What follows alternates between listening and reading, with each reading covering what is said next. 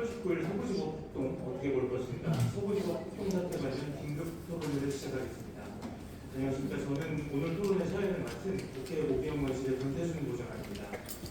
국민들에는 시간과 대상 회의하였습니다. 그리고 우선 참석하신 분들 소개드리고 인사 말씀 소개 드린 다음에 사진 촬영 후에 이어가도록 하겠습니다. 먼저 참석하신 분들부터 소개드리겠습니다. 오늘 주최하신 오기영 의원님 참석하셨습니다. 박승원 의원님 참석하셨습니다. 최종원 의원님 참석하셨습니다. 정동원 의원님 참석하셨습니다. 오늘 과장을 맡으신 한희석 교수님 참석하셨습니다. 해상훈 교수님 참석하셨습니다. 법원행정처에서 이하정 공무원장님 참석하셨습니다. 나중에 한국 영상기자협회 회장님 참석하셨습니다. 이완희 교수님 참석하셨습니다.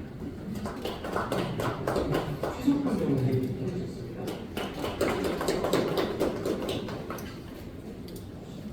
김광희 입법부장님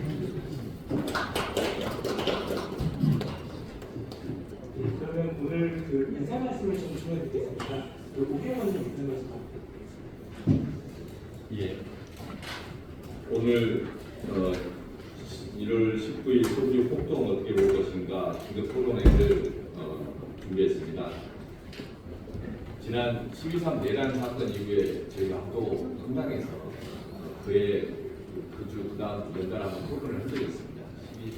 12.3 내란 어떻게 볼 것인가, 어떻게 처벌을 어디까지 할 것인가 토론한 적이 있는데 그 당시에는 군이 친위쿠데타를 일으키면서 국회를 책사했습니다. 그런데 119 이번 서부지원 폭동 사태를 보면서 이 황당한 세력들이 우발적인지 계획적인지 나중에 밝혀져야 되겠지만 법원을 침탈했습니다. 자유민주 기본 질서, 우리 헌법 기관의 기능 보호를 해야 되는 우리 민주주의 행정 질서 하에서 납득할 수도 없고 용납할 수도 없는 그런 상황이 발생한 겁니다. 그래서 긴급히 토론회를 통해서 이 상황들을 함께 점검해보고 그리고 이후에 이런 사태가 제대로 평가되고 처벌받아야 된다. 그리고 이런 사태가 반복되면 안 된다. 이런 문제의식을 가지고 있습니다. 오늘 함께해 주신 분들께 감사드리고 또 저희들도 이 오늘 논의를 토대로 해서 내일 지금 대정부 질문을 하는 논의가 진행되고 있는데 함께 이 논의가 대정부 질문 과정에 전달될 수 있도록 하겠습니다. 고맙습니다. 예, 말씀하면서 박상혁 의원님 참석하셨습니다. 안녕하세요, 상혁입니다. 박희승 의원님 인사 말씀 전해드리겠습니다. 반갑습니다. 남원장 수임시 순장 국회의원 박희승입니다. 저는 이번에 그 119 서울법원 침탈 폭동 사건에 대해서 누구보다도 참담한 만큼만 썼습니다. 저도 과거에 서부지방법원에서 수석부장 판사로 근무하면서 제가 늘 관리하면서 돌봤던 그 시설물들이 폭도들에서 이렇게 파괴된 모습을 보고 이제는 우리나라도 이 사법기관 법원조차도 이제는 국가의 어떤 헌법질서의 최후 보루인 법원마저도 이렇게 공격당한다면 우리나라도 이제 갈 때까지 갔구나 이런 생각이 들었습니다. 이번 사태에 대해서 물론 그 폭동 가담자들 또 뒤에서 배후 조종한 사람들에 대한 엄한 처벌은 당연히 있어야 되겠고요.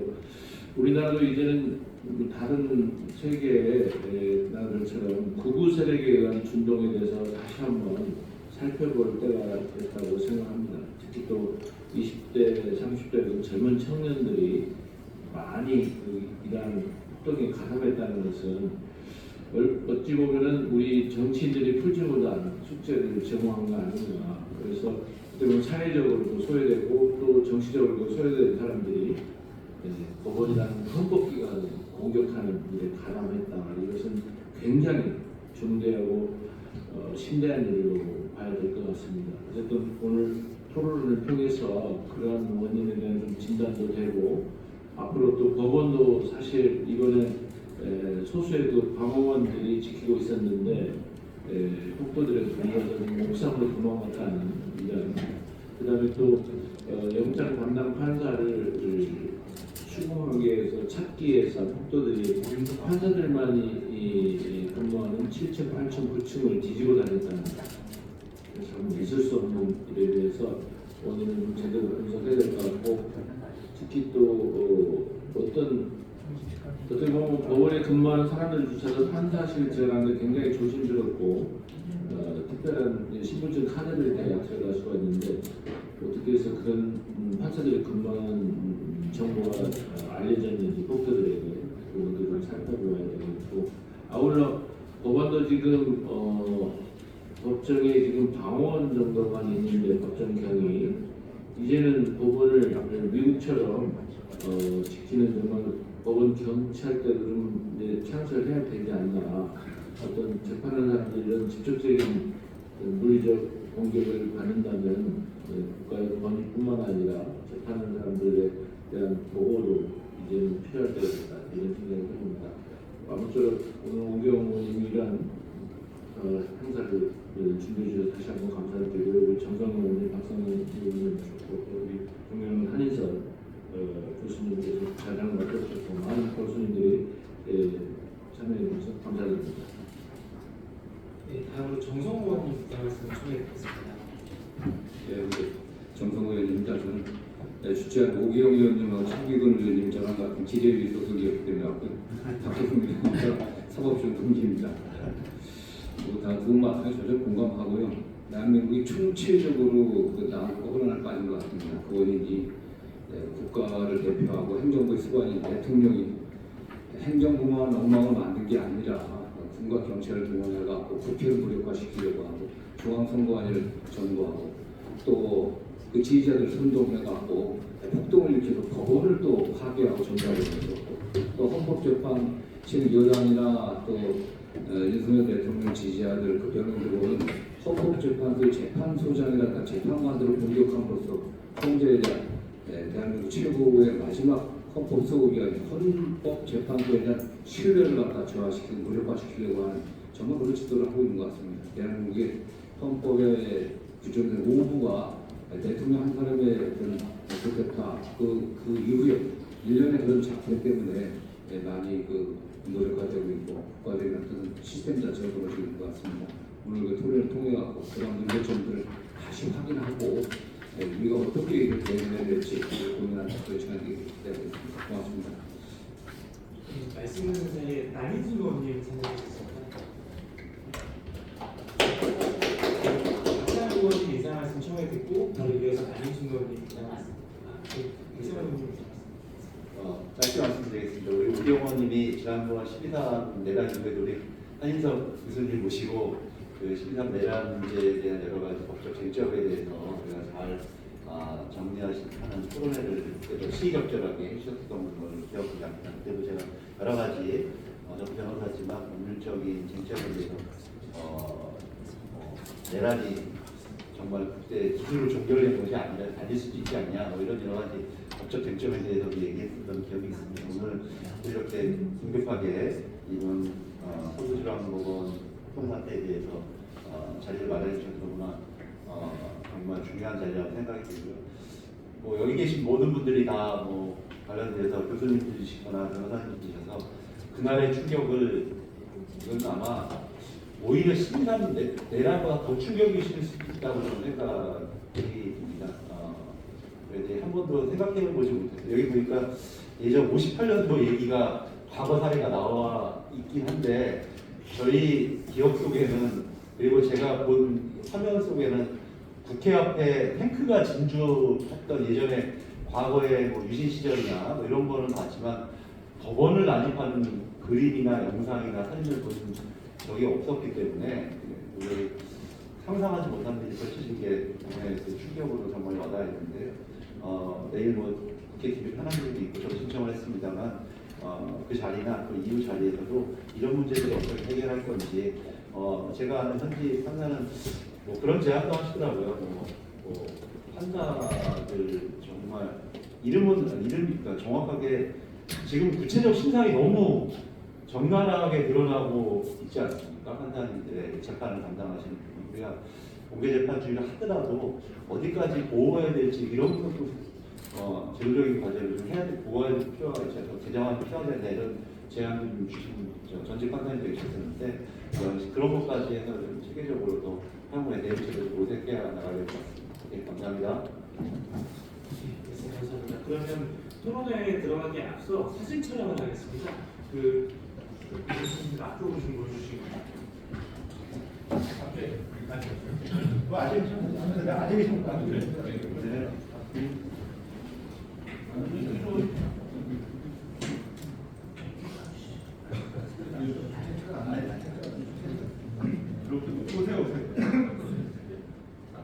그래야 균형이 맞습니다.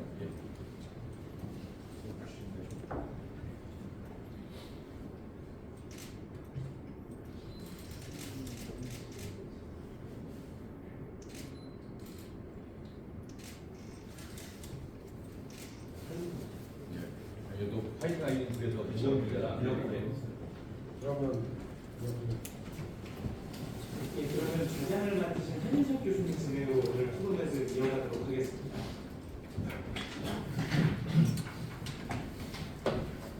우리가 12.3 내란에 이어서 119의 이승환 사태를 접하면서 충격적이다, 또 법원에 완전 쑥대밭이 되었다 이런 느낌을 갖는데 1월 19일 날 새벽에 일어났던 장면이 12월 3일 날 국회에서 일어났을 것 같아요. 그냥 뭐 그대로 침탈하고 의원 회관 다 부수고 원회장 엉망진창으로 만드는 그런 장면이 기적적으로 나가는 것이고, 그래서 이런 어떤 내란 집단, 폭도 집단들이 국가기관을 침탈을 어떻게 할 수 있고, 그런 결과를 얼마나 참혹한가를 저는 취약한 기관인 법원을 통해서 드러났다고 생각합니다. 우리 흔히 사법부는 총칼도 지갑도 없는 가장 취약한 국가기관이라고 이야기합니다. 이제 사건 분립을 처음 국가적으로 설계할 때 입법부는 예산권을 가지고 있으니까 지갑을 가지고 있다. 행정권은 이제 집행권을 가지고 있으니까 심하게 말해서 총칼을 가지고 있다. 근데 사법부는 뭐냐? 사법부는 아무것도 없습니다. 사법부는 재판만 한다. 그리고 되어 있고. 그래서 가장 취약한 기관에게 해석과 적용이라고 하는 재판권을 맡겨놓은 것이고, 사법부는 자체 방어력을 주지 않았는데, 그럼 이 취약한 기관은 누가 지킬까 할 때, 국민과 국가기관 전체가 이를 지켜야 된다는 제도적인 설계가 되어 있다고 생각합니다. 국민은 헌법 수호자나 민주주의 수호자로서 법원을 잘 지켜야 인권을 채우고 법원이 국민에게 보답을 하게 됩니다. 그러나 국가기관은 수많은 분쟁과 갈등을 처리해야 되는데, 그럴 때 그 분쟁과 갈등을 국가 제도 속에 처리하기 위해서는 사법부의 재판을 기본으로 해서 국가기관이 정상적으로 작동할 수가 있습니다. 특히 집행권을 가지고 있는 대통령은 첫 취임 단계에 처음 하는 일이 취임 선서를 하는 겁니다. 취임 선서에는 헌법을 수호하고 이렇게 되어 있지 않아요. 헌법을 준수하고라고 되어 있습니다. 수호라는 적극적 행위는 마지막에 하는 것이고, 대통령이 할 일은 헌법을 준수하고 선서함으로써 대통령 임기가 시작이 됩니다. 그래서 대통령의 헌법 준수 업무라고 하는 것을 한번 잘 생각해야 된다 생각하고, 그래서 오늘의 자리는 법안을 침탈하고 법과의 사건이 어떤 법적인 것까지 해결될까, 또 사회적인 문제가 뭘까, 또 우리가 해야 될 역할이 무엇일까 하는 것을 한번 빠르게 중간 정리를 해보는 그런 라고 생각합니다. 그래서 이 통역 토론회 의미가 이렇고, 오늘의 과학교사 토론을 한국어에 참여했습니다. 급하게 준비했지만 청소하지 아니한 일반적인 한상호 인사의 모습을 소개합니다. 네, 토론자로서 법원행정처의 법무 담당을 연결되신 이하정 판사를 소개합니다.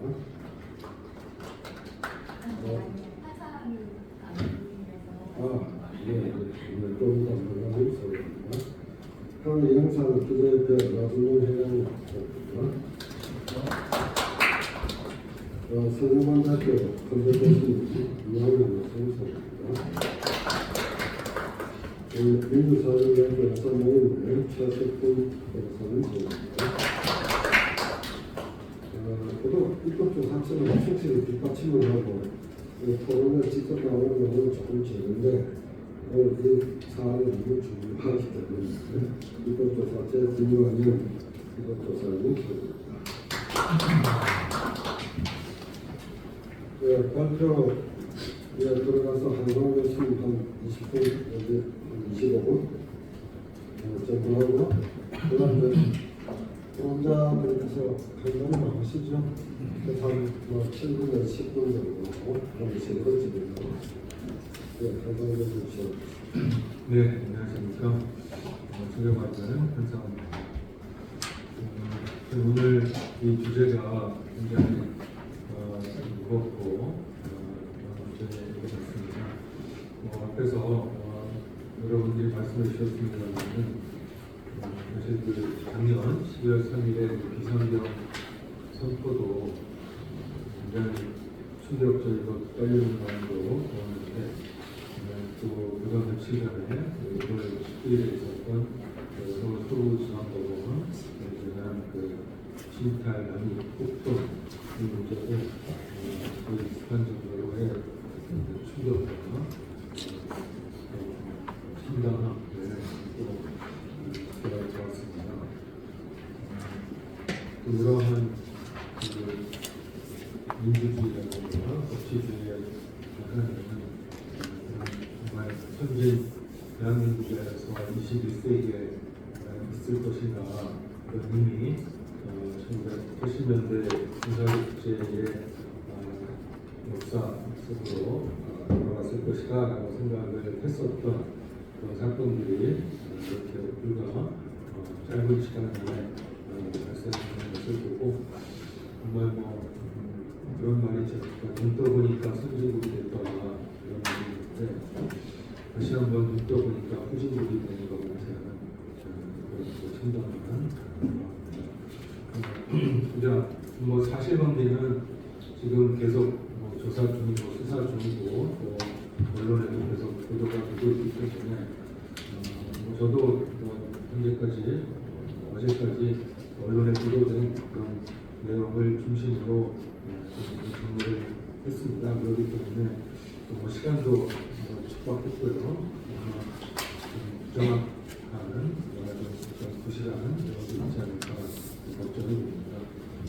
그러나 이렇게 긴급하게 중요한 사업에 대해서 논의를 하는 만큼 그 기초 자료로서 말씀을 드리고자 합니다.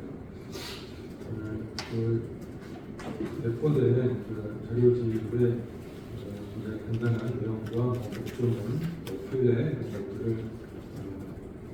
모아놨습니다. 그래서 시간이 한 20분 정도 있기 때문에 그 자료집을 중심으로 간단하게 요약해서 말씀을 드리고요. 또 앞에서 이미 많이 말씀해 주셨습니다만은 그 1월 10일 새벽에 있었던 법원의 그 직탈 사건의 어떤 그 형법, 범죄 성립 여부는 사실 그렇게 어려운 문제는 아닌 것 같습니다. 너무나 백한 그런 사안들이고 그래서 그 문제뿐만이 아니고 그래서 원인이 도대체 무엇인가 이것도 그것을 어떻게 좀 해결을 하면 좋을 것인가 하는 것도 포함해서 간단하게 짧은 의견을 말씀드리고자 합니다. 문제가 자료실 이제 1페이지에 사실관계는 이미 다 잘 아시다시피 수백 명의 윤석열 대통령의 그 분열 지지자들이 구속영장이 발부된 데 대해서 불만을 품고 법원에 이제 침탈을 해서 법원의 직기라든가 물건을 파손하고 또 영장을 발부하는 형사라든가 하는 영장 전담 형사 사무실을 특히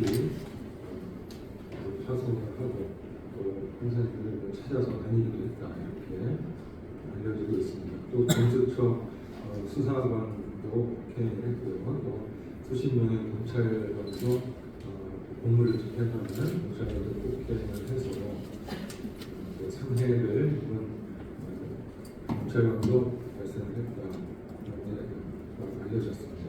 그래서 당일날 경찰이 대략 한 80명 정도를 현행범 체포했고 또 헌법재판소에도 또 몰려갔다 그러죠. 그래서 거기서도 또 한 10명 정도를 현행범 체포를 해서 지금 구속영장을 대부분을 청구했다. 그래서 일부는 구속이 됐고 상당수가 구속이 되도록 이렇게 이루어지고 있습니다. 연령대로는 늦은 새벽 시간이었기 때문이기도 하겠습니다만은 상당수가 20, 30대고 극우 유튜버도 포함되어 있었다 하는 정보가 현재까지 알려져 있습니다. 여기에 대해서 대법원과 법원 행정처 그리고 이제 국회, 특히 이제 민주당 같은 야당 또 정부에서도 최상호 대통령 전환된 학계나 언론에서도 충격과 부정의 우려를 표명을 하였습니다. 그런데 약간 배후 세력이라고 했습니다만 일부 사람들은 이걸 저항권 얘기를 하면서 정당화를 시작하고 있고 일부 여당으로도 이게 가담을 하고 또 오늘 아침 신문도 보니까 또 일부 언론은 법원도 잘못하고 있지 않느냐 하는 논조도 보여주고 있습니다.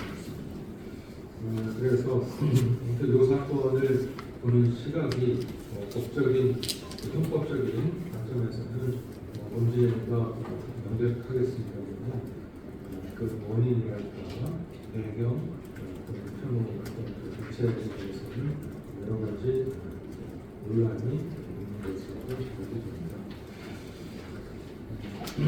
그래서 아무튼 일단은 당장 그 법원에 침탈한 그 폭도라고 표현을 하겠습니다. 그 폭도는 폭도들의 형법상의 죄책은 어떻게 될 것인가 하는 것을 간단하게 살펴보면은 일단은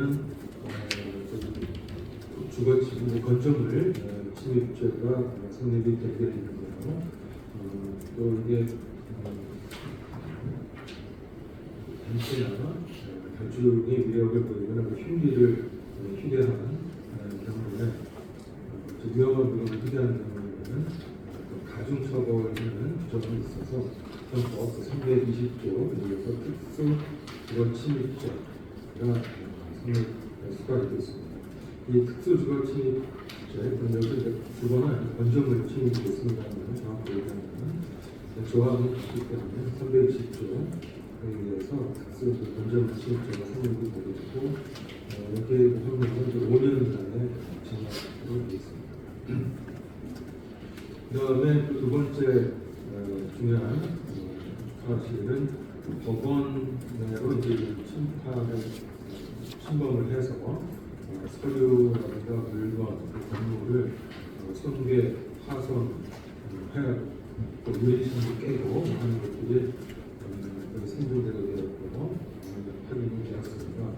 그래서 이러한 행위와 관련해서는 헌법 142조에 공용 서류 등의 부족 공용물 파괴가 성립되었습니다.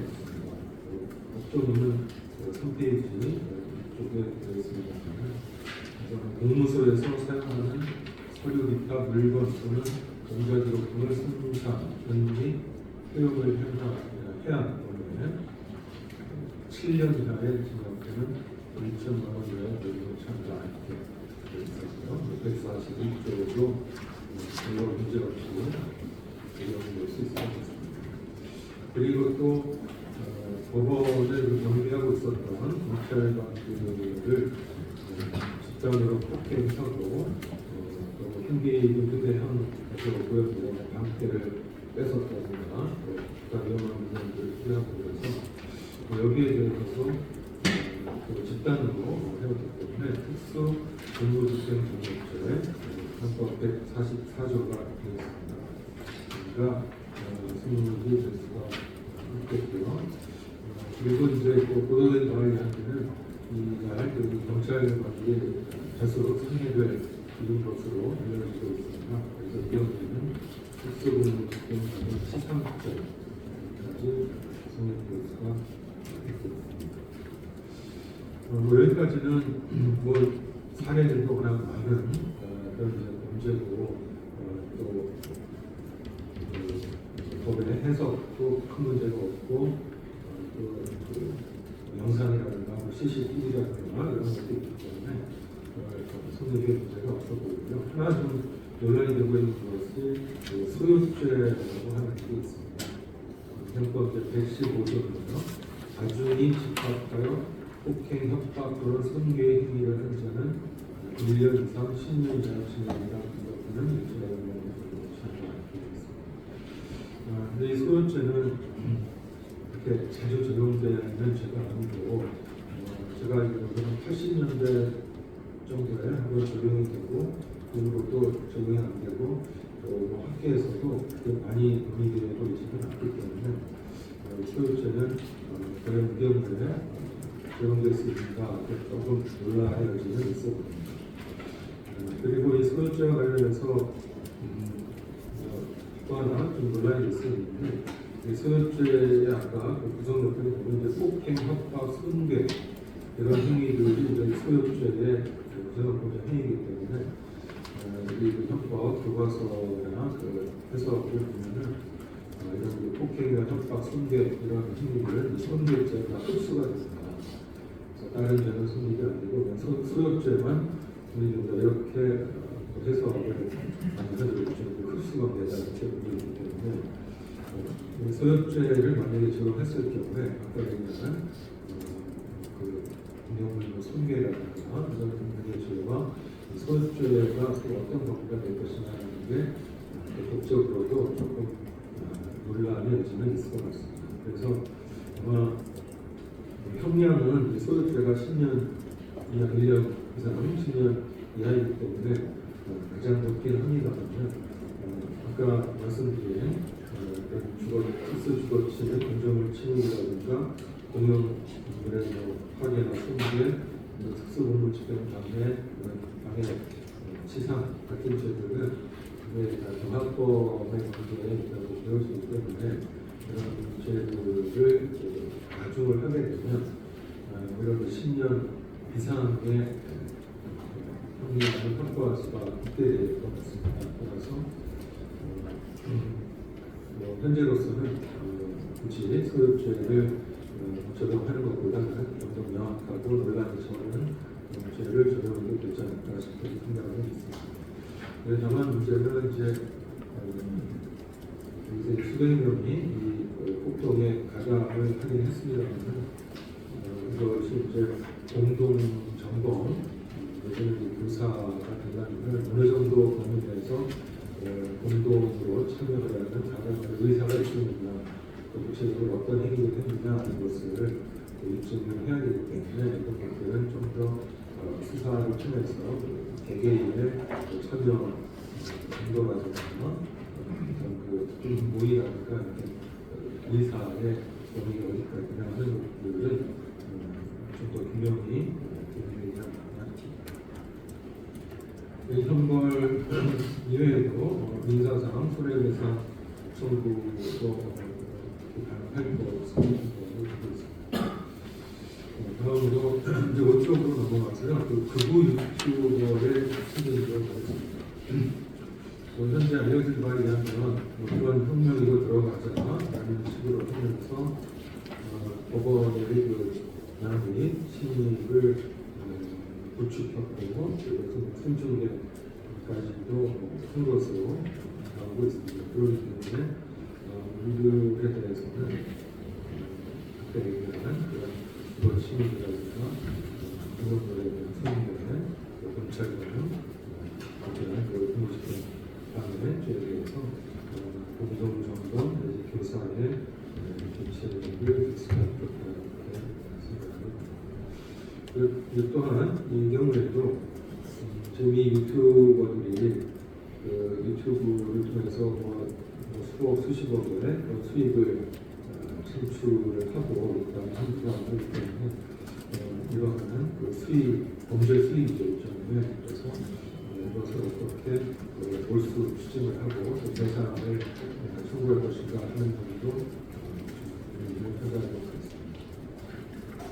그다음에 또 정경은 목사라든가 석동현 변호사라고 하는 이런 사람들이 법원 신탈과 폭동에 어느 정도 주체가 있느냐도 논란이 많이 되고 있습니다. 보도된 바에 의하면 지금은 전쟁이다, 여러분이 전쟁이다, 저항해도 근무집행관리가 성립되지 않는다, 대통령의 그 차량을 막아간다 하는 그의 발언을 집회에서 하고 저항권을 행사해야 된다, 전쟁이다 이러한 얘기를 했다고 알려지고 있습니다. 그래서 이런 발언들이 결국은 그 최고지방법원의 심판하고 폭동을 하는 서로 영행 거리를 야기한가 하는 것도 검토의 여지가 있어 보입니다. 그 인과관계라든가 여러 가지 것들이 좀 더 분명히 이야기됐습니다만은 일단 직접 가담해서 심판한 행위자들에 대한 수사가 어느 정도 마무리가 되면 이런 그 외부 용자들에 대한 범죄 성립도 좀 더 검토를 하고 필요하다면 강력한 처벌이 있어야 되지 않나. 다음에 여기까지는 언론에서도 많이 보도된 방송이지만 지금부터는 아마도 언론에는 거의 보도가 안 됐거나 잘 이해가 안 되는 부분인 것 같습니다. 생각해 보면 그런 그 폭동을 선동한 또는 교사한 사람들은 특히 지금 윤석열 같은 경우 변호인들이 포함되어 있습니다. 그래서 이러한 경우에는 그것이 법정 외에서 이렇게 대중 선동을 해서 어떤 범죄를 유발하는 선동은 변호사법에서 하고 있는 변호사가 갖춰야 될 기본적인 윤리와 의무를 위반한 행위를 유치한 행동이라고 볼 여지가 상당히 커 보이는 것 같습니다. 그래서 대한변협이 이들에 대한 징계 절차를 제시할 필요가 있지 않나 생각을 합니다.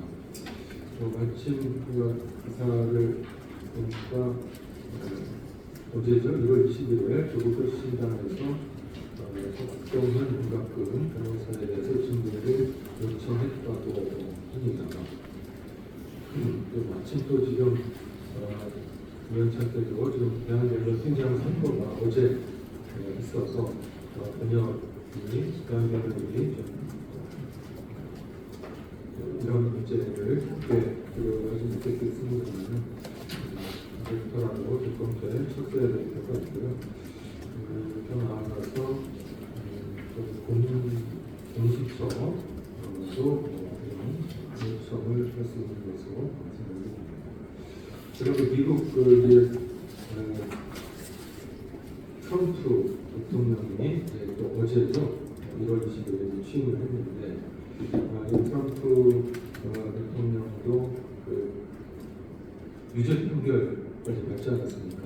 그때도 그 증인이라든가 이런 데에서 증오를 부추기는 발언을 SNS라든가 이런 데서 많이 했었거든요. 그때 이제 법원, 미국 법원이 그런 금지법에 보도하는 것을 발령한 적도 있습니다. 우리나라 법상으로는 이런 거가 어렵게 합니다만은 법원 조직법에 의하면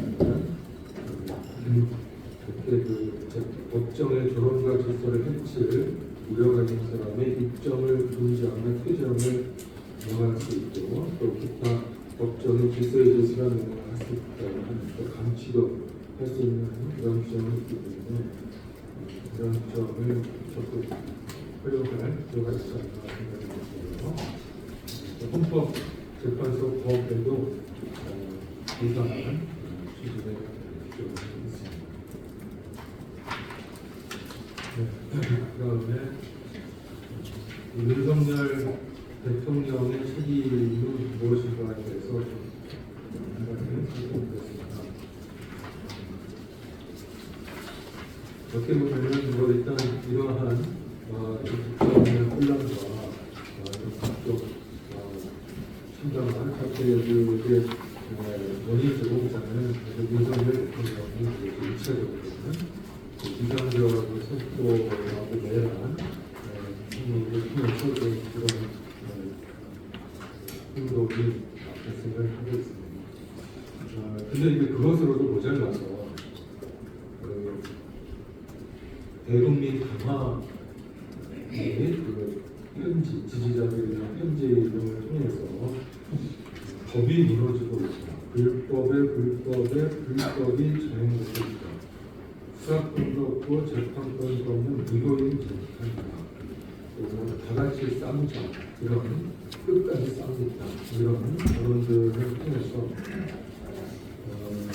이번에 그런 폭동 사태를 부추긴 그런 측면이 있지 않나 이런 생각이 듭니다. 그래서 뭐 이런 언행들은 재판에서도 당연히 고려가 되겠고 그 내란 그 사건에서 고려가 되겠습니다만은 그 전에라면 좀 더 경고와 어떤 절차적인 조치가 필요한 문제 아닌가. 그다음에 좀 시간이 이제 많이 지난 것 같긴 한데 간단하게 약간 모론적인 성격으로 몇 가지 또 관련해서 제기되는 문제들에 대해서 간단하게 제가 소개를 좀 말씀드리겠습니다. 먼저 그 저항권을 연구를 하고 있습니다. 여기에 대해서는 오늘 또 헌법 교수님도 나오셨으니까 잘 토론해 주시기가 상호를 힘들었는데 저항권의 중에 자유권으로서 기본적인 인권이 침탈되고 정상적인 법질서에 의해서 보호할 수 없는 그런 최후의 수단으로서 저항권이 이론적으로 인정이 되고 있고 법 규정은 있는 거거든요. 그런데 지금 이런 사건에서는 오히려 비상계엄을 선포하고 내란을 하는 것에 대한 저항은 모르겠으나 지금 윤석열 대통령에 대해서는 아주 적법하고 공정한 절차에 대해서 체포영장이라든가 구속영장이 발부가 되고 그 방어권도 충분히 보장하고 진술자권도 보장된 상태에서 지금 법이 집행이 되고 있습니다. 그렇기 때문에 여기에 대해서 저항권이라는 것은 오늘 행사가 생각합니다. 관련해서 그 소크라테스가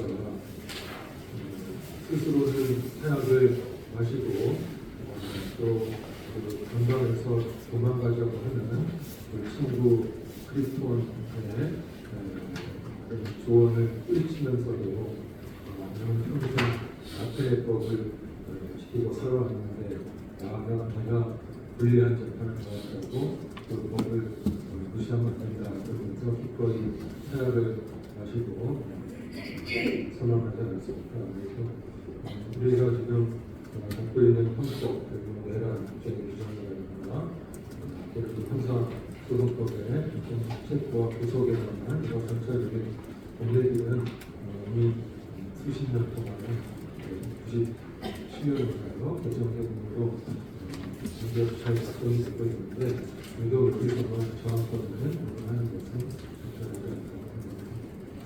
그다음에 12쪽에서 12월 3일에 그 대형 선포의 위헌 요구성은 이미 우리가 많이 배웠으니까 생략하도록 하겠습니다. 그리고 이제 13쪽에 보면 일부 언론 같은 데서는 이재명 대표나 조국 대표는 불구속으로 수사도 하고 재판도 했는데 왜 윤석열 대통령을 구속시키냐, 그런 법이 한국아닙니다. 이런 쪽으로 얘기를 하는 그 의미 같습니다. 그래서 정의, 저스티스라는 것은 기본적으로 같은 것은 같게, 다른 것은 다르게 대우하라는 것입니다. 뭐 이재명 대표나 조국 대표가 조국 대표가 지금 이제 한번 수사하고 이재명 대표는 지금 재판 진행 중입니다만 설령 지금 거기서 기소된 죄를 할지라도 그것은 그 내란죄의 법정형이 되면 현저히 낮습니다. 내란죄는 우리가 아시다시피 사형이나 무기징역이나 금고라고 하는 엄청난 중법에 처해요. 이런 죄고요. 그 다음에 이재명 대표나 조국 대표는 일단 그 범죄의 중대성 면에서 개수의 문제가 아니고 보다 훨씬 낮습니다. 그리고 소환이라든가 이런 데 불응하고 그런 경우도 거의 없었던 걸로 알고 있습니다. 그렇기 때문에 이것은 이 두 사례를 이렇게 놓고 비교를 하면서 형평성을 얘기한다는 것은 아마 법을 조금만 공부한 사람이라면 이게 얼마나 비논리적인가를 알 수 있을 텐데 이것이 굉장히 정치적인 수사로서 대중 선동이 아닌가. 그래서 이런 표현들이 과연 이번에 그 폭동을 만들어내지 않을까 하는 생각이 듭니다. 그래서 이제 마지막으로 이제 그 나오는 글을 보자면 일단 우리가 자유민주주의 그리고 법치, 그러니까 민주공화국을 자랑스럽게 여기고 산업화와 민주화를 다 성취하는 정말 내란되는 세계의 나라라고 이렇게 자신감을 갖고 있는데요. 그러한 그 민주주의와 법치주의의 최후의 부류가 사법부고 법원이었으니까 그런데 자기에게 또한 자기 편에 불리한 그런 결정, 재판이 있다고 이렇게 법원 자체를 심판하고 그것을 선고하는 판사에 대한 협박, 심지어 살해, 위협까지 하는 것은 정말 이 법치주의와 민주공화국의 근본을 깨뜨리는 위험한 것이기 때문에 우리 법원 수사기관에서도 엄중하게 처리를 해주는 것을 기대해줍니다. 그리고 사정일 수도 있습니다만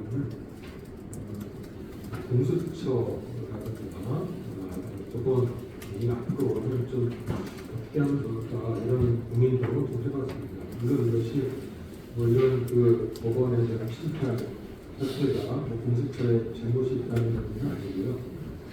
지금 어쨌거나 근본 원인은 우리나라가 그동안 갖고 왔던 어떤 진영의 좀 대기성, 갈등 있었는데 이것이 문화되기는커녕 점점 더 고조되고 있고 그런 폭동으로 표출되고 있다는 것에 대해서 법학자와 국민의 생산으로서 심각한 위협을 생각을 갖게 되고요.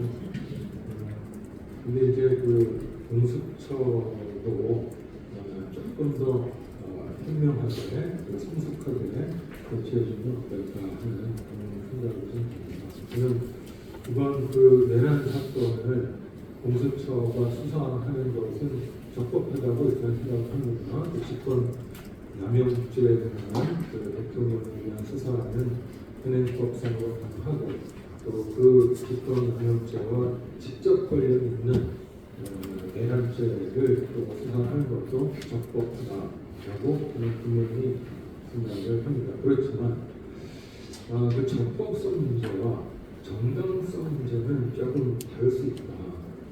그래서 그 정당성 면에는 약하다.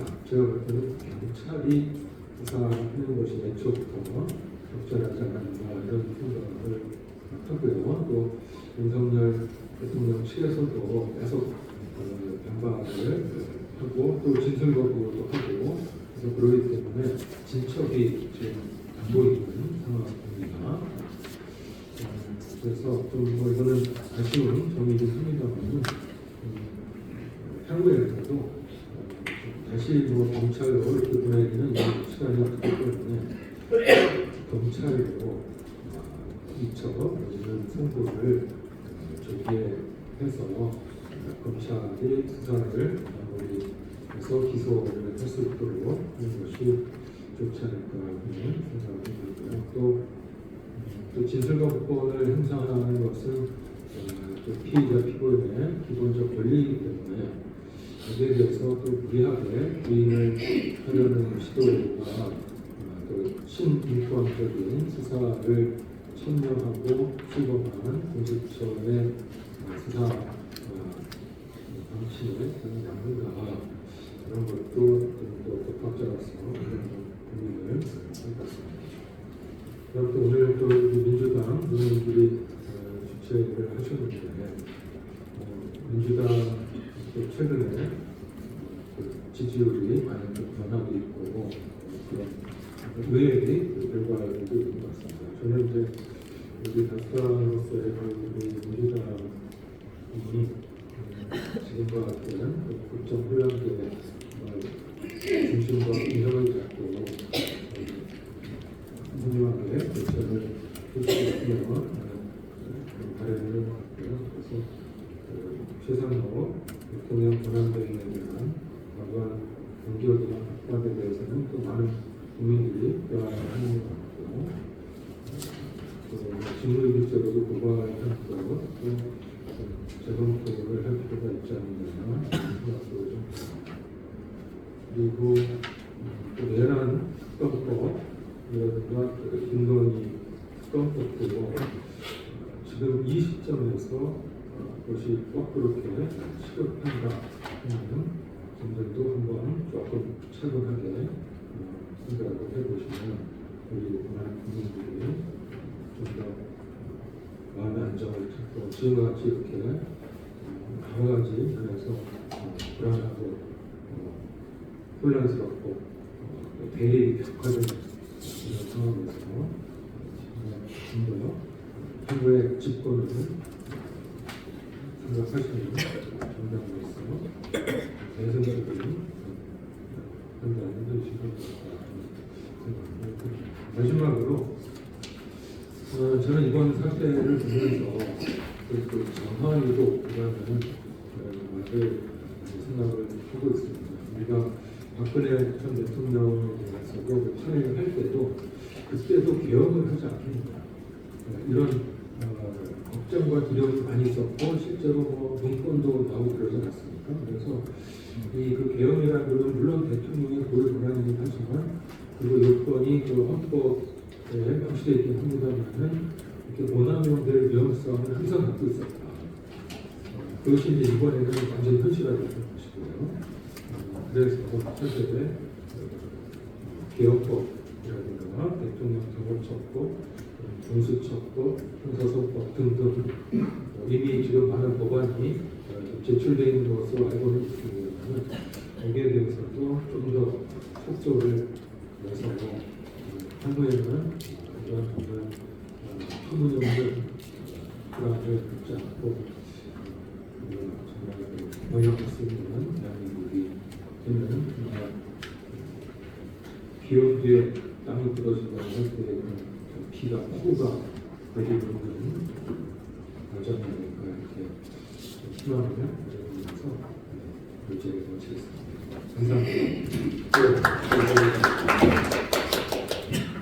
우리 중간에 나온 것 중에 한 두 가지 첨언을 하자면 우리 비상입법기구라는 이제 말이 이제 등장해가지고 위원장 담당 판사도 윤석열에게 비상입법기구는 어떻게 된 거냐라고 하는 그것이 또 헌법재판소에서도 지금 중요한 쟁점으로 되어 비상입법기구라고 하는 단어는 극히 한정적으로 쓰여지는 단어다라는 것이고 우리 현장사의 경험 속에서는 올림 직후에 국가대표 최고회의 그다음 유신 직후에 비상국무회의 그 다음에 1980년에 국가보위법회의 여기에만 쓰이는 단어입니다. 그러니까 비상입법기구라고 하는 것은 정상입법기구인 국회를 배제한다는 뜻이 비상입법기구를 등장시킬 때 그 단어를 쓸 때는 국회를 그냥 배제하겠다라고 하는 것이 같이 들어가 있는 것이기 때문에 그럼 그것이 그냥 말이냐라고 할 때 우리가 그냥 말하고 실행이 될 때는 인사 예산 요건이 꼭 들어가게 되죠. 그러니까 첫 단계로 이제 예산을 확보하라라고 하는 것이 들어갔다는 것은 구체적 실행을 위한 준비가 있었고 구체적 실행을 위한 준비 세부 계획이 있는 뭔가 문건이 있을 것 같아요. 그게 아마 김용현 컴퓨터를 파괴한 이유가 그것인 것 같은데 그래서 비상입법기구 그 자체가 내란죄의 확고한 정리가 된다고 하는 그 점을 이야기할 수 있고 그 다음에 이제 그 체포 현장에 대해서 경호원들을 동원해가지고 지원을 한다라고 할 때 개인이야 온갖 방식으로 행동을 할 수 있겠지만 우리 이제 국가기관의 당사자로서는 재판의 결과에 대해서 동의하지 않을 가능성은 정말 많아요. 자기 사건에서 얼마나 억울하겠습니까? 그래서 재판의 결과 자체에 대해서는 동의하지 않지만 판결의 효과에 대해서는 공직자로서 승복한다. 왜냐하면 조국 대표가 의원직을 상실하고 형이 확정돼서 갈 때도 했던 말이 판결 결과에 대해서 내가 승복을 할 수는 없다. 그렇지만 내가 대한민국의 공직자로서 또 국민으로서 판결의 효과 그 자체에 대해서는 승복한다. 그리고 이제 절차적인 불복이 있을 때는 절차를 통해서 하는 거죠. 그래서 항소를 한다거나 상고를 한다거나 이런 방법으로 해야 되는데 이 대통령 적법하게 발부된 체포영장에 대하여 불법이다라고 이야기를 하고 그다음 그래서 경호원을 동원해서 경호원을 경호집단을 범죄적으로 공무집행 방해죄를 저지르는 범죄적으로 끌고 들어가는 부분에 대해서 중대한 잘못이 있다. 제가 흔히 유튜브상으로는 이재명 쪽 대표 수사기관이라고 하는데 그게 중대상뿐만 아니라 수사의 협조 그리고 어떤 결과에 대한 선고이나 효과에 대한 선고이나 이 차원에서의 사건들이 필요할 수 있겠다. 그런 말입니다. 그 사이에 우리 오늘의 회의는 민주당이 주최하는 자리고 민주당에서 조국 혁신당의 의원들이 공동 주최를 했다. 그런 것을 말씀드리고요. 그 사이에 차기원 의원님, 강문호 의원님, 정춘생 의원님 오셨고요. 세 분 중에 우리 차기원 의원님 말씀해 주시죠. 진행이 매기까지 될 수 있으니까 토론 다 끝난 다음에 말씀을 좀 드리겠습니다. 근데 의원님 바빠서 너 중간에 가버리잖아. 끝까지 한번 들어보겠습니다. 그래? 네, 알겠습니다. 네, 그 다음에 토론수로 가겠습니다. 보훈행정처의 이하정 공무담당관님 수고해 주십시오. 안녕하십니까. 저는 법원행정처 법무담당관 이하정입니다. 먼저 오늘 토론회를 마련해 주신 의원님들과 관계자분들께 감사하다는 말씀드립니다. 발제자께서는 서울 서부지방법원 사태의 문제점에 관하여 날카롭게 분석해 주셨고 발제자 의견에 공감하는 측면이 있습니다. 법원은 분쟁을 해결하기 위해 오는 곳이다 보니 재판 당사자 중 한쪽은 판결에 불만을 가질 수밖에 없습니다. 재판에 대한 불복은 헌법이 정한 사법 절차에 따라 이루어져야 하지만 그러하지 않고 법원 주변에서 법관을 모욕하거나 비방하는 내용의 현수막을 걸고 시위를 하거나 재판을 담당했던 법관들을 상대로 소를 제기하거나 고소고발을 하는 경우도 빈번하게 발생하고 있습니다. 더욱이 법원 구성원의 신변을 위협하는 사건들도 최근 발생하고 있는데 2023년 8월에는 민원인이 청주지방법원에서 근무 중이던 실무관을 무차별적으로 폭행하여 상해를 입는 일이 발생하였었고 2024년 4월에는 출소한 피고인이 대법관을 살해하겠다는 협박 전화를 하여 긴급 체포된 사건도 있었습니다. 법원은 이러한 사건들에 대하여 자체적으로 안전한 법원을 구현하기 위한 대책을 마련하여 실행하였고 법원 구성원들이 심리적으로 위축되지 않고 업무에 전념할 수 있도록 지원하는 방안에 관하여 지속적으로 검토하고 있습니다. 그런데 이번 서부지방법원 사태에서는 집단적으로 일어난 폭력적인 무단 침입과 기물 파손 등의 행위로 법원 자체적인 인력만으로는 대응하기가 불가능하였습니다.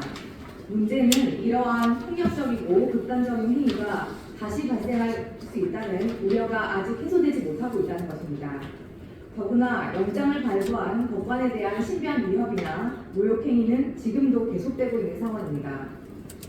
이러한 사태를 방지하기 위해서는 인적 물적 지원을 통해 법원의 보안 기능을 강화하고 법관의 신변을 위협하는 행위 등에 대해 보다 적극적으로 대응할 수 있는 제도가 마련될 필요가 있다고 생각합니다.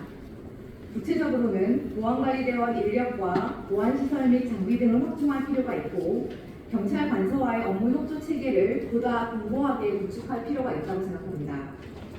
현행 법원 조직법상 재판장은 법정에서의 질서 유지를 위해 필요하다고 인정할 경우에는 개정 전후에 상관없이 관할 경찰서장에게 경찰 공무원의 파견을 요구할 수 있도록 규정하고 있습니다. 그러나 법원이 질서 유지를 위하여 필요한 경우나 법관 등의 신변 보호 조치가 필요한 경우에는 언제든지 경찰에 협조 요청을 할 수 있어야 하고 이러한 요청을 받은 경찰에서는 특별한 사유가 없는 한 즉시 이에 응하도록 하는 등으로 법원이 경찰에 협조 요청을 할 수 있는 법률상 근거를 추가로 마련하는 방안을 검토할 필요가 있다고 생각합니다. 또한 현재 온라인 게시판상에 법관 및 그 가족에 대한 협박과 모욕하는 글이 다수 게시되고 있습니다. 현행법상으로는 스토킹 처벌법이나 정보통신망법상 명예훼손으로 고발하거나 정보통신 사업자에게 삭제 요청을 하는 방식으로 해결해야 합니다. 그러나 법관이 직접 나서서 이런 조치를 취하는 것이 부담스러울 수 있고 이 문제는 재판 독립이나 사법부 독립과도 연관되어 있으므로 이에 대해 특별한 조치를 취할 수 있는 법적 근거를 마련하는 방안도 검토될 필요가 있다고 생각합니다. 여러모로 혼란스럽고 어려운 상황이지만 이럴 때일수록 법치주의라는 가치를 지키겠다는 강한 믿음과 의지를 가지고 단호하게 대응해 나갈 필요가 있다고 생각합니다. 이상입니다. 감사합니다. 네, 감사합니다. 우리 대법원장 주재로 대법관 회의에서 성명이 나온 것으로 알고 소개 안 해주십니까? 제가 그 부분은 따로 준비를 못해와서 다음번에 말씀드리겠습니다. 예, 내용은 모두 다 모아서 너무 잘 아는 것이 이라고 믿고요. 예, 수고하셨습니다. 한국영상기자협회 남은영 회장님, 말씀해 주십시오.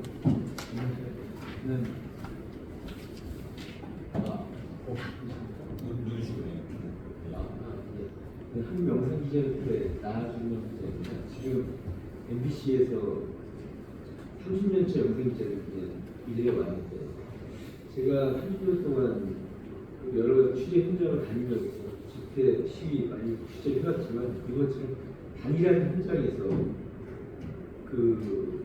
거기 참여한 사람들이 어떤 특정 회사를 가리지 않고 방송사의 취재진에게 위협을 가하고 폭력을 행사하고 그다음에 장비나 이런 기물들을 탈취하는 그런 사건을 처음 겪어봅니다.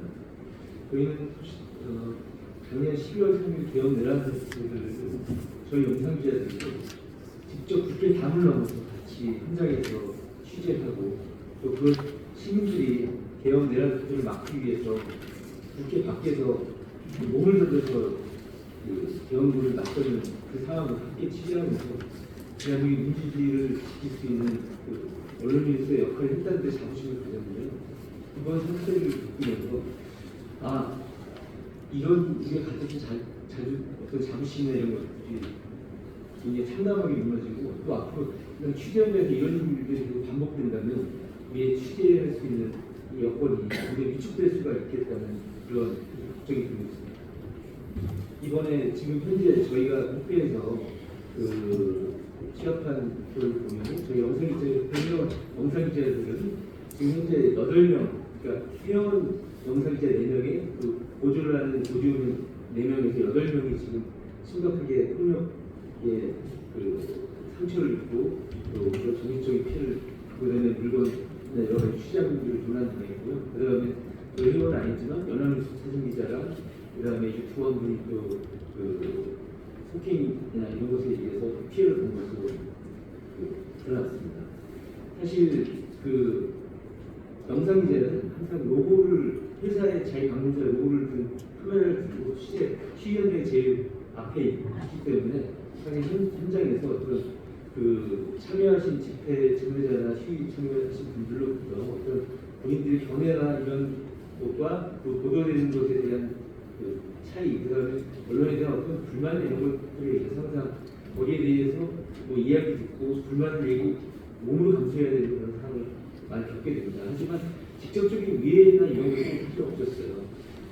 있긴 있었지만 개별적으로 있었던 개인의 경험들이만 있었을 뿐이지 이렇게 거대한 폭력을 나타나는 건 처음인데요. 사실 이렇게 대한민국이 건국된 이래로 그래도 집회 취재 현장에서 그래도 안전하게 영상기자나 사진기자나 이런 현장 기자들이 취재할 수 있었던 것은 대한민국 헌법과 법률이 정한 언론의 자유를 우리 시민들이 같이 함께 동의하고 그것을 지켜주려고 했던 그런 문화, 질서, 그다음에 합의가 있었고 그것이 잘 작동해 왔었다고 저는 생각을 합니다. 그런데 이번 사건은 그런 것들이 한꺼번에 좀 파괴된 상황이 아닌가 하는 것이 제 생각이 드는데요. 집회나 시위 현장에서 기자들이 특히 영상기자, 사진기자들이 앞에서 연단에 올라서 촬영도 하고 다니면서 촬영할 분들은 많은 것 같지만 사실은 그 현장에 있는 인원수는 소수 인원입니다. 하지만 지금까지 있었던 그 질서와 그 문화에 의해서 이것들이 잘 저희 취재 언론 활동이 보장되었는데 이게 이번에 무너진 거는 상당히 문제가 있고 여기에서는 저는 상당히 좀 준비된 의도도 있지 않냐는 좀 의심을 해보게 됩니다. 왜냐면요, 대부분의 기자들이 현장에서 취재 공중파의 소속이냐, 어느 매체 소속이냐에 대한 것들을 그때 당시에 폭력이 있기 전에 먼저 선별을 한다거나 체크를 하는 작업이 있었고요. 그 다음에 저희가 쓴 이제 장비는 ENG 카메라라고 해서 그 장비 같은 경우는 사실 일반인들이 접근하고 만져볼 경험을 해보기가 어렵습니다. 그런데 대부분이 저희 전문적인 영상기자로 활동하는 기자들만 사용하기 때문에 그 장비가 어떻게 녹화돼서 어떤 구조로 이것들이 이제 방송될 수 있나에 대한 것들은 사실 좀 일반인들이 알기 쉽지가 않거든요. 근데 현장에서 저희의 메모리 카드를 정확히 저희가 사용하고 있는 녹화용 메모리 카드를 정확히 타겟에서 뺏으려고 했고 그것도 탈취를 당했습니다. 그리고 그 안에서 또 굉장히 폭력이 발생했죠.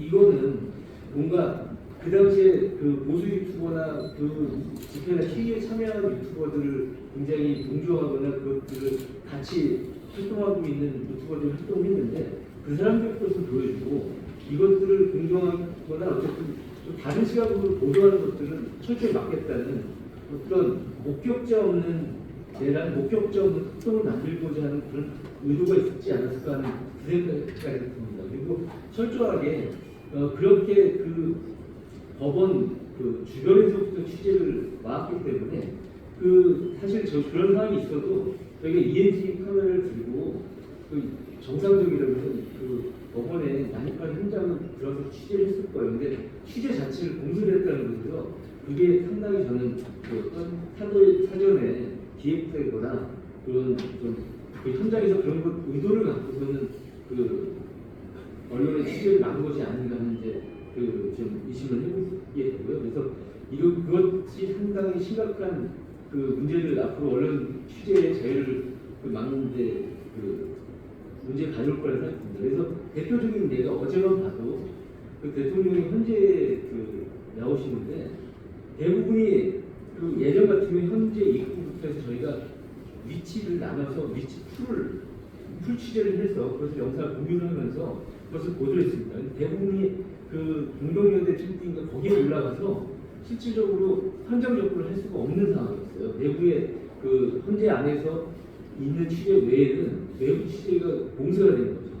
그렇다면은 이 시대의 그 기록, 이 시대의 역사적인 자료를 갖고 언젠가 다시 분석을 해서 이 시대가 이 사건을 우리가 그 대통령의 탄핵이나 이런 문제를 분석을 해야 되는데 그것을 분석한 자료들이 영상 자료들, 기록들이 사라지는 기록이 봉쇄되는 문제를 갖고 있다고 저는 생각합니다.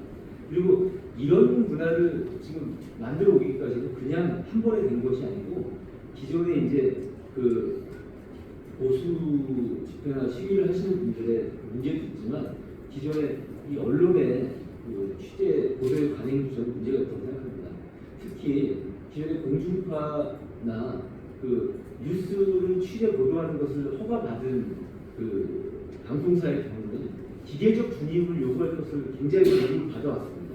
그래서 72비를 정확히 가려야 되고 그것에 따라서 보도를 해야 되는데 보도 양에 대해서 균형을 맞추려고 가다 보니까 사실은 우리 사회가 민주적 질서와 그다음에 민주적 가치, 공화정을 유지해야 되는 그것에 맞는 보도를 거기에 반하는 사람들의 목소리를 자꾸 키워주고 보도할 수 있게 했다는 게 문제가 있거든요.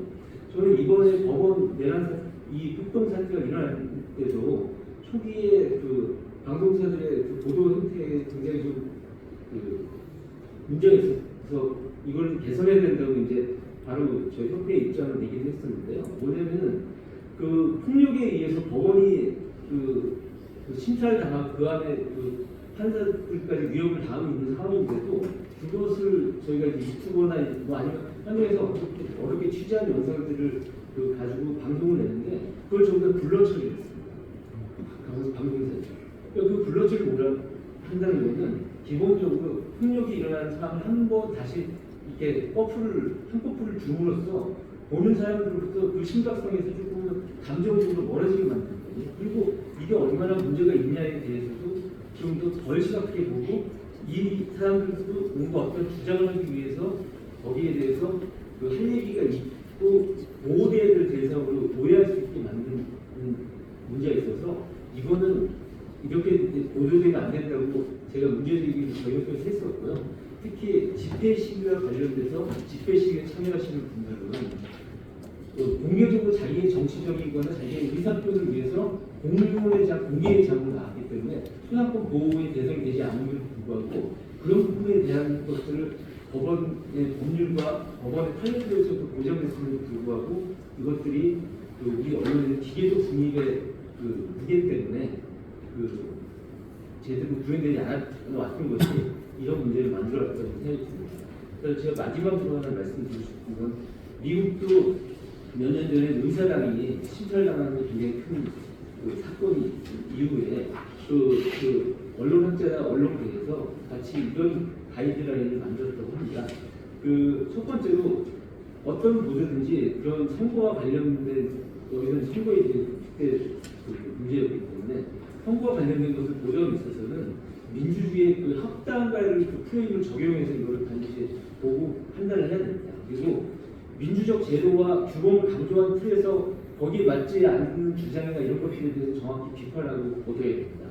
그 다음에 대중이 선거나 그런 뉴스 보도를 통해서 무엇을 기대할 수 있는지를 이해하고 도울 수 있도록 하면서 특히 가짜 거짓 주장에 대해서는 그 영향력을 최소화하는 방향으로 보도를 할 수 있게 해야 된다. 그리고 반민주적 행동과 정치적 폭력의 맥락을 정확히 짚어서 거기에 대해서는 반드시 진상규명과 처벌이 이루어질 수 있도록 한 보도를 해야 된다는 원칙을 제시했다고 합니다. 그래서 저희가 이 사태를 겪고 나서 앞으로는 그런 부분이 그 언론에서 그 제대로 이루어질 수 있도록 그 저희의 문화를 바꾸고 또 법적으로도 그 국회에서 그 정치인들께서 그 제도적인 지원을 해주셨으면 합니다.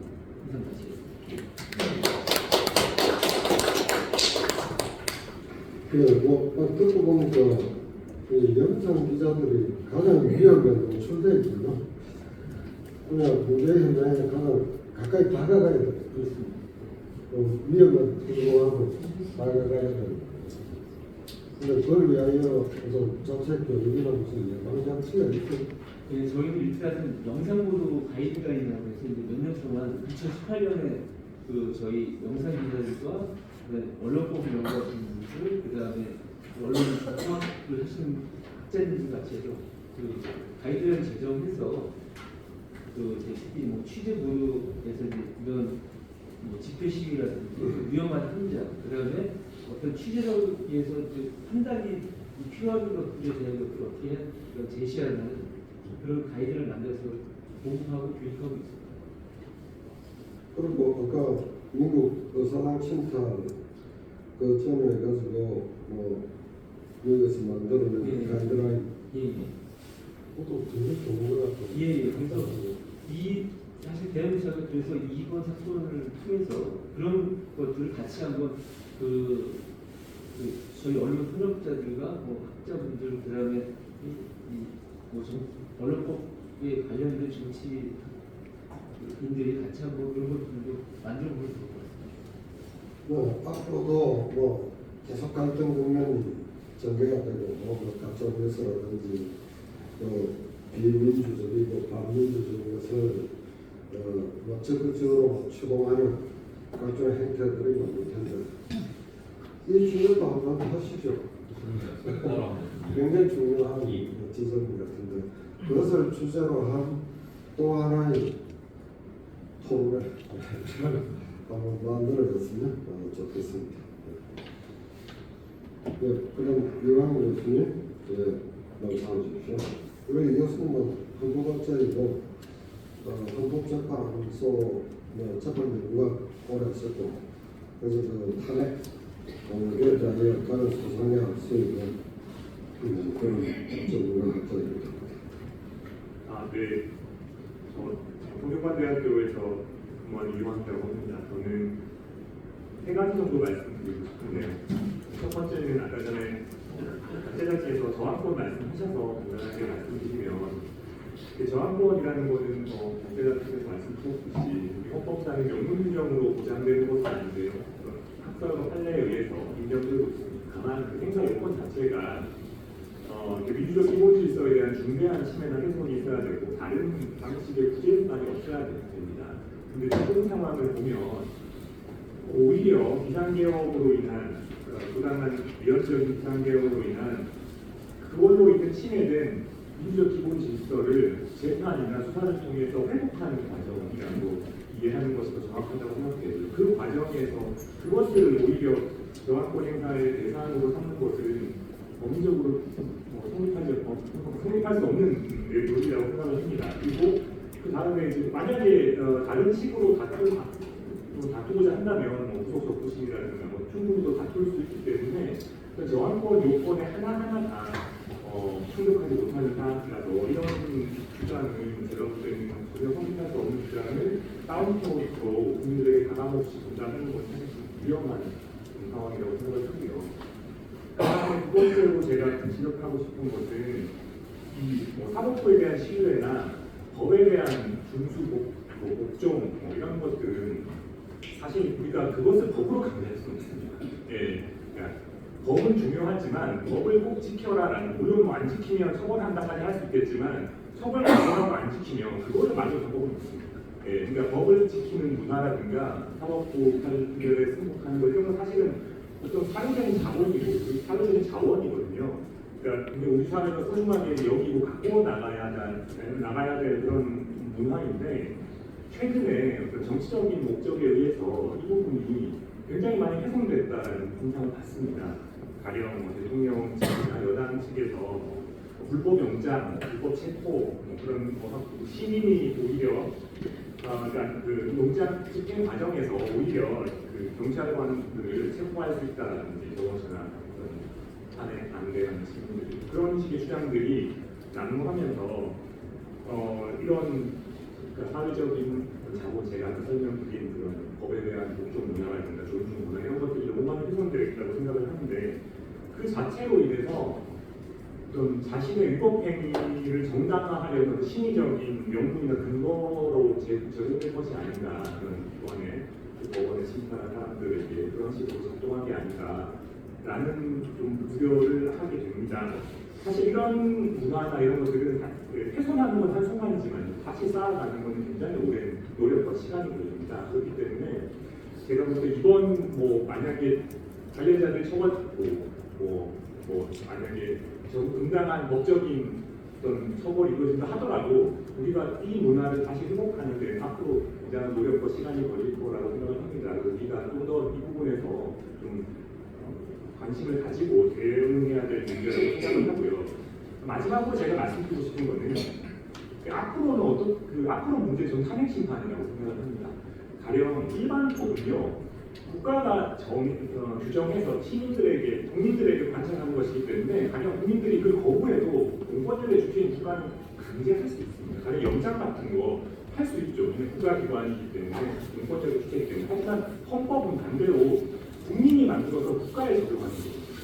그렇기 때문에 헌법은 국가가 이거를 안 따르고자 해버리면 사실 방법이 없습니다.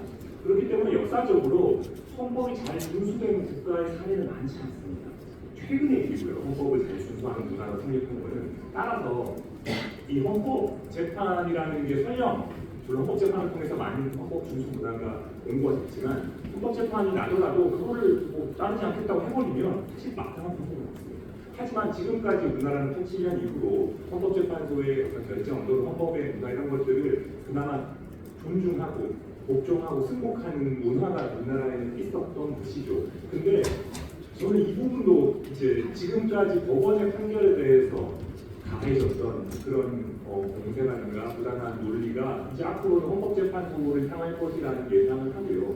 그렇게 되었을 때 이후에 헌법재판소가 결정을 내렸을 때 그것이 어느 정도로 이런 어떤 위험, 이번에 본 어떤 서부지방법 사태와 멀리 안전하게 완수될 수 있을지에 대한 걱정이 있습니다.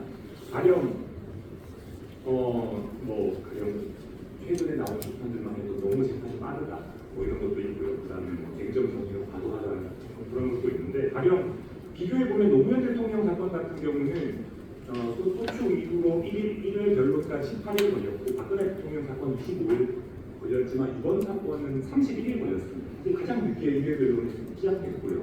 그다음에 주 2회 변론 원칙을 하고 있는데 이거는 노무현 대통령 사건하고 박 대통령 사건하고 똑같습니다. 똑같이 뭐 다른 게 없고요. 오히려 박 대통령 사건에서는 필요하면 주 3회 변론도 했었습니다. 그런 거에 비춰보면 이번 사건은 오히려 더 방어권 보장에 앞에 사건들과 비교해봤을 때 큰 어떤 장애가 없는 것으로 보이고, 또 사건의 쟁점 같은 걸 보더라도 이번 사건은 박근혜 대통령 사건 같은 경우는 청와대 내에서 있어서 은밀한 권력 제한과 실체를 파헤치는 것이었기 때문에 굉장히 많은 시간이 소요됐지만, 이번엔 또 그렇지 않은 비율이 대부분 다 사기나 사실관계를 다툰 거기 때문에 훨씬 더 방어권 행사의 범위나 성격 자체에서 불리함이 없다고 보여집니다. 이거는 제가 어디서 보면 느끼냐 그러면, 지금 피청구인 측이 집중하고 있는 대목이 부정선거론인데, 사실 부정선거론은 설령 그게 인정되어도 비상계엄 선거의 절차적 실체적 요건의 하자를 취할 수 있는 문제가 아닙니다. 그러니까 그게 받아들여져도 유용하게 소송적으로 의미를 가질 수 없는 쟁점인데, 거기에 지금 매몰되어 있는 모습은 지금 방어권을 행사할 수 없는 게 너무 일정이 바쁘거나 그래서가 아니라 적당한 논리가 지금 충분하지 않기 때문에 그런 부분에 집중하고 있는 게 아닌가라는 그런 의심도 드는 상황입니다. 그렇기 때문에 앞으로 어떤 재판 절차에 대한 또 부당한 논리나 이런 것들이 많이 나올 것 같습니다. 정치권이나 여러 부분에 대해서 방금 앞에 토론자께서 말씀하셨듯이 이걸 그냥 반만으로 보도하거나 그냥 그렇게 할 게 아니라 정말 그 타당한 주장인지를 좀 더 검증하고 국민들에게 정말 더 적합한 정확한 정보를 전달할 필요가 있다고 생각을 합니다. 그런 면에서 앞으로 그런 작업이 좀 더 우리가 충실하게 함으로써 지금 재판에 대한 어떤 존중이라든가 지금 이루어지고 있는 내용에 대해서 좀 더 국민들에게 좀 정확히 전달되었으면 하는 생각이 있습니다. 마지막으로 그 헌법재판소도 있고 헌법재판소도 그냥 이제 예전에 헌법재판소는 원래 판결로 말한다라고 해서 다른 어떤 부분에 대해서는 거의 공급하지 않았는데 만약에 본인들의 어떤 재판 절차 진행이나 이런 거에 대한 너무나 좀 부당하고 사비에 맞지 않는 그런 얘기들이 나오면 또 단호하게 반박을 한다거나 좀 경고를 한다는 그런 대응이 필요하지 않을까 생각이 들고요. 마지막으로 또 정말 마지막으로 전화용 말씀하셨는데 이번 사태를 계기로 우리가 법치주의나 헌법 정립 같은 가치를 좀 더 깊이 새기는 그런 앞으로 그렇게 될 수 있는 문화를 만들어갈 수 있습니다. 이상입니다. 네, 감사합니다. 그 중간에 이제 우리 법조인의 역할 부분에 대해서 우리 주재방편으로 말씀을 하셨고, 그런데 우리가 이제 그 법조인은 의뢰인의 편에 서서 의뢰인의 의견을 위하여 법리적으로 여러 가지 결론을 펼칠 수가 있는데, 이번에 이제 결론을 너무 넘어서 버린 것들이 여러 가지가 있죠. 저는 변호사가 대통령 경호원들에게 지금 영장 집행장 집행하러 오는 경찰을 집행할 수 있다, 이런 이야기를 하면서 진짜 경호원들의 그 말을 듣고 집행을 하거나 운전한 의지를 가질 수도 있잖아요. 그렇게 그에 대해서 변호사가 교사 방조죄의 책임을 면할 수 없는 그런 단계 위험 수위까지 올라가는 이런 것들은 이제 그냥 보면 변호사 법조인의 정신의 역할이다 그러는데, 그것도 이제 변호사라는 이름으로 계속 알려지고 되기 때문에 그 부분에 대해서는 변호 차원에서 어떤 진위 절차 같은 것도 정식으로 가져갈 필요가 있다, 그런 생각이 들거든요. 우선 강정수 의원님 오시는데 좀 실망에 감사하셔야겠습니다. 네, 말씀 주시면 하겠습니다. 너무 정말 굉장히 있을 수도 없는 일들이 하여튼 사회에 벌어지고 있어서 이것이 또 학습이 되버리면 어떡하나 그런 우려도 있고요. 저도 좀 깊이 있게 알고 싶어서 왔는데 또 소개 시간 주셔서 감사드리고, 여기 워낙 굉장히 탄탄한 분들이 오셔서 오늘 논의들이 이렇게 너무 아깝네요. 많은 분들이 좀 듣고 같이 논의하고 협상했으면 좋겠습니다. 고맙습니다. 네, 감사합니다. 네, 다음에는 민주사회를 위한 변호사 모임의 최석희 상임관 변호사님 말씀해 주십시오. 감사합니다. 저는 일련에서 집회시 이번쯤에 감시단 강사를 맡아가지고 한 1년 반 정도 계속 수련 집회에 나가고 있는 상황입니다. 집회시 이번쯤에 감시단은 집회 현장에서 벌어지는 거치나 이런 부분들에 대해서 저희들이 대응하고 평화로운 집회 아니면 헌법 집회시 권리에 관한 집회가 진행되도록 영향을 미치기 노력을 하고 있고요. 최근에는 이제 노란 집회들이 많이 집회시에서 현장에서 보여지고 있어서 회자되기도 하고 있습니다. 이 사건에 대해서 당연히 모두들 놀라셨듯이 저희도 많이 놀랐고요. 그 이후의 상황들이나 아니면 그동안의 집회 부분에 대해서 경찰 대응들에 대해서 조금 이야기를 하고 싶습니다. 이 사건 이후에 권성동 대표가 경찰이 먼저 도발하고 있다는 표현을 쓴 것으로 알고 있는데요. 지금 개헌선포 이후 최근에 집회 대응이 경찰에서 보기에는 별로 폭력적이진 않았습니다. 그 전에 저희가 불거침의 감시를 시작했을 때 초창기만 하더라도 경찰이 법원 인근에 문화제한식의 집회를 법원 앞이고 피켓을 달고 구호를 내셨다 아니면 문자구를 이었다 이런 이유들을 들어서 경찰들이 한 50여 명의 집회 참여자들을 모두 다 비대인 연행하기 들어서 한 50m 떨어진 곳으로 옮겨놨습니다. 사실 그 당시에 저도 저는 불거침의 감시를 하러 갔지만 저도 들려서 50m 정도 옮겨져서 던져졌는데 사실은 아무런 실효성 없는 행위임에도 불구하고 무자비한 탄압에 가까운 행위를 했었고 이런 기조들은 사실 개헌 전까지도 계속 보여지고 있었습니다. 개헌 이후에는 전체 시민들의 참여가 있고 너무나도 민주적 방향성이 없는 전제가 있었기 때문에 경찰들도 사실 그렇게 충분적으로 대응하지는 않았는데요. 근데 이런 부분에 대해서 또 신문 기사를 보면 이스라엘 한국일보 기사입니다. 보면 경찰들이 당일에 진압복과 헬멧 등 보호장비를 착용하지 않은 상태였다. 시위대에게 위압감을 줄 수 있다는 이유였다. 지난 11월 민주노총의 대규모 서울 도심 집회가 계기가 됐다. 당시 과잉진압 논란이 있자 양경준 민주노총을 비롯한 야당 의원들이 경찰에게 사과를 요구했다. 이런 식으로 이제 보도를 했습니다. 근데 이러한 보도가 지금 아까 토론자님께서도 말씀하셨듯이 매우 기계적 정리를 지키고 있는 보도라고 생각이 되고요. 민주노총 집회를 여기에다가 이렇게 연기론적으로 대응시키는 것이 적절한 것도 있는 것 같고요.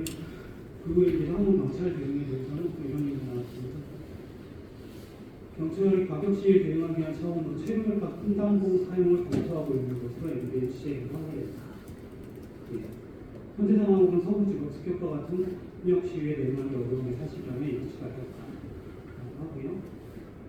또 양명수 민주노총 위원장의 트위터 내용이 좀 연락이 되는데요.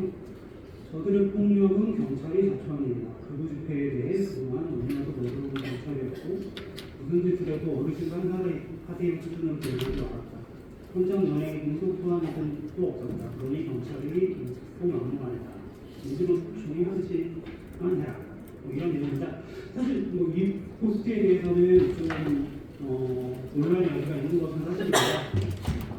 과연 그 평화로운 집회에 대해서 집회 권리를 보장해줘야 할 것을 주장해야 할 사람들이 과격한 대응을 하는 것을 주문하는 것처럼 비춰질 수도 있는 표현이고 이런 식으로 서로 양쪽에서 서로의 상대방들을 지적하면서 점점 과격한 대응을 주문하게 되면 더욱 집회 시위의 자유가 침해되지 않을까 이런 우려가 생기는 것도 사실인데요. 근데 이런 부분들에 대해서 법학을 하는 사람들이 해야 할 일들이 과연 이 주장들이 정당한 것인지 얼마나 옳고 그름에서 적절한 주장들인지 민주노총의 집회를 강경 진압하지 못했듯이 이번 법원 앞에서의 폭동도 진압하지 못한 것이 어쩔 수 없는 흐름이었던 것인지 이런 것들을 구별할 필요가 있을 것 같습니다. 그래서 이제 기존의 집회는 어떤 식으로 진행되고 있었냐면 지금은 사전 신고를 하고 있습니다. 사전 신고를 하게 되면 경찰이 이것들을 보고 제한통보랑 금지통보를 내리죠. 제한 통보랑 금지 통보에 대해서 저희나 변호사들이 처분에 대해서 집행경 게시청을 하고 그 집행경 신청이 인용이 되면 신고가 되는 대로 진행이 되고요. 법원에서 받아들여지지 않으면 제한이나 금지 통보를 받은 채로 집회가 진행되게 됩니다. 그러면 경찰은 어떤 기준으로 집회를 보고 있냐면 이 자신들이 내려놓은 제한통보랑 금지 통보를 기준으로 해서 불법 집회와 합법 집회를 구별하고 있습니다. 자기들이 보기에 결정해 놓은 기준을 놓고 거기에서 벗어나기 시작하면 불법 집회가 되는 거고 거기에서 자기네들의 기준을 다 정해야만 합법 집회라고 주장을 하고 있는데요. 근데 집회 자유는 다들 알고 있으시다시피 신고가 의무인 것이고 긴급 집회랑 우발 집회도 가능한 것이고 집회 참여자가 너무나도 많을 경우에는 충분한 공간들이 확보되어야 오히려 위협성이 적습니다. 지난 7일 12월 17일, 14일에 있었던 여의도 집회만 하더라도 엄청나게 많은 인파가 왔습니다. 그래서 여의대로가 집회 장소로 활용이 됐고요. 그리고 의사당 대로까지도 결국은 집회 참여자들이 전부하게 됐습니다. 근데 제가 그 의사당 대로에 현장에 있었는데 경찰이 여의도 공원으로 들어가지 못한 시민들이 계속 길로 나오고 도로로 나올 수밖에 없는 상황인데 여기서도 아무도 차량 통제를 해주지 않고 끝까지 차량을 통행시켜야 되겠다면서 사람들을 들어가라고 하고 있는 상황입니다. 근데 아시는 분은 아시겠지만 그 여의도 공원 같은 경우는 사람들이 들어가는데 한계가 있는 장소였습니다. 그렇기 때문에 저희가 가서 오히려 사람들을 경찰들을 막고서 차량 통제를 시켜서 거기를 집회 장소로 삼가게 했는데요. 이러한 부분들이 어떻게 보면 합법적인 집회, 불법적인 집회를 나누는 것이 얼마나 부적절한 것인지에 대한 상황들에 대한 인식을 드리고요. 그렇다면 집회를 어떤 식으로 관리해야 되느냐라고 생각을 하면 폭력적인 여부를 통해서 관리를 해야 되는데 폭력 집회와 비폭력 집회로 나눠야 되는 것이고 그간에 반대 집회들이 많이 열렸습니다. 그러면 산액 상성 집회와 산액 반대 집회들이 있었으면 그 집회들은 양태, 민주적 강상성 아니면 폭력성의 정도로 모든 것들이 다 눈에 띄면 구별되다라고 저는 생각하지만 그것과 무관하게 최소한 폭력 집회와 비폭력 집회로는 구별을 했어야 된다고 생각합니다.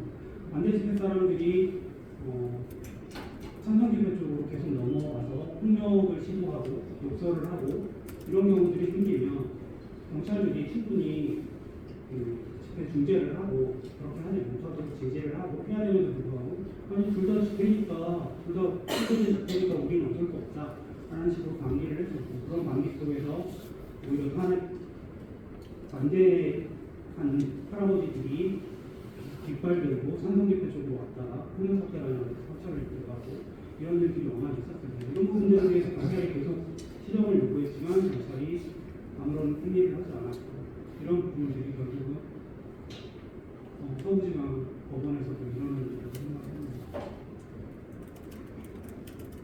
그래서 일단은 평화적 집회에 대한 보호가 충분히 이루어져야 되고요.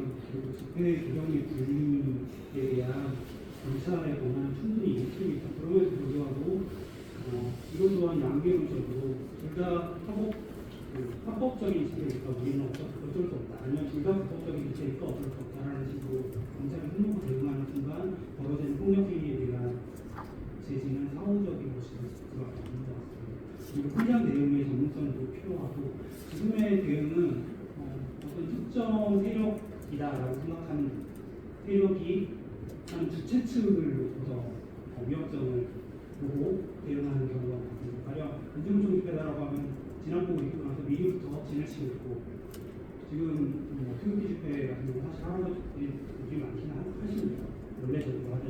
이번 상황 제외한다면 그러니까 그런 쪽에는 아예 어떤 일이 생겨도 그냥 어르신만 참세요 대응을 하고 있는 상황이었고 이런 부분들이 쌓이고 쌓여서 결국은 폭력 집회에 대한 관심도 많이 들어서 생각합니다. 그래서 내용과 양태를 종합적으로 고려해서 실질적 판단을 하는 경찰에게 노력이 필요하다고 생각하고요. 이러한 부분을 위해서 정교한 판단을 위한 체계가 필요합니다. 그러면 어떤 식으로 평고집회 같은 것들을 볼 것인가라는 것에 대해서는 시민사회 단체에서 몇 년 동안 계속 주장하고 있듯이 차별금지법 같은 것들을 제정하고 어떤 것들이 혐오적인 표현이고 어떤 것들이 시민사회에서 용기되어서는 안 되는 표현인지 행동인지 이런 것들에 구체적인 근거들을 쌓아나갈 수가 있을 것 같습니다.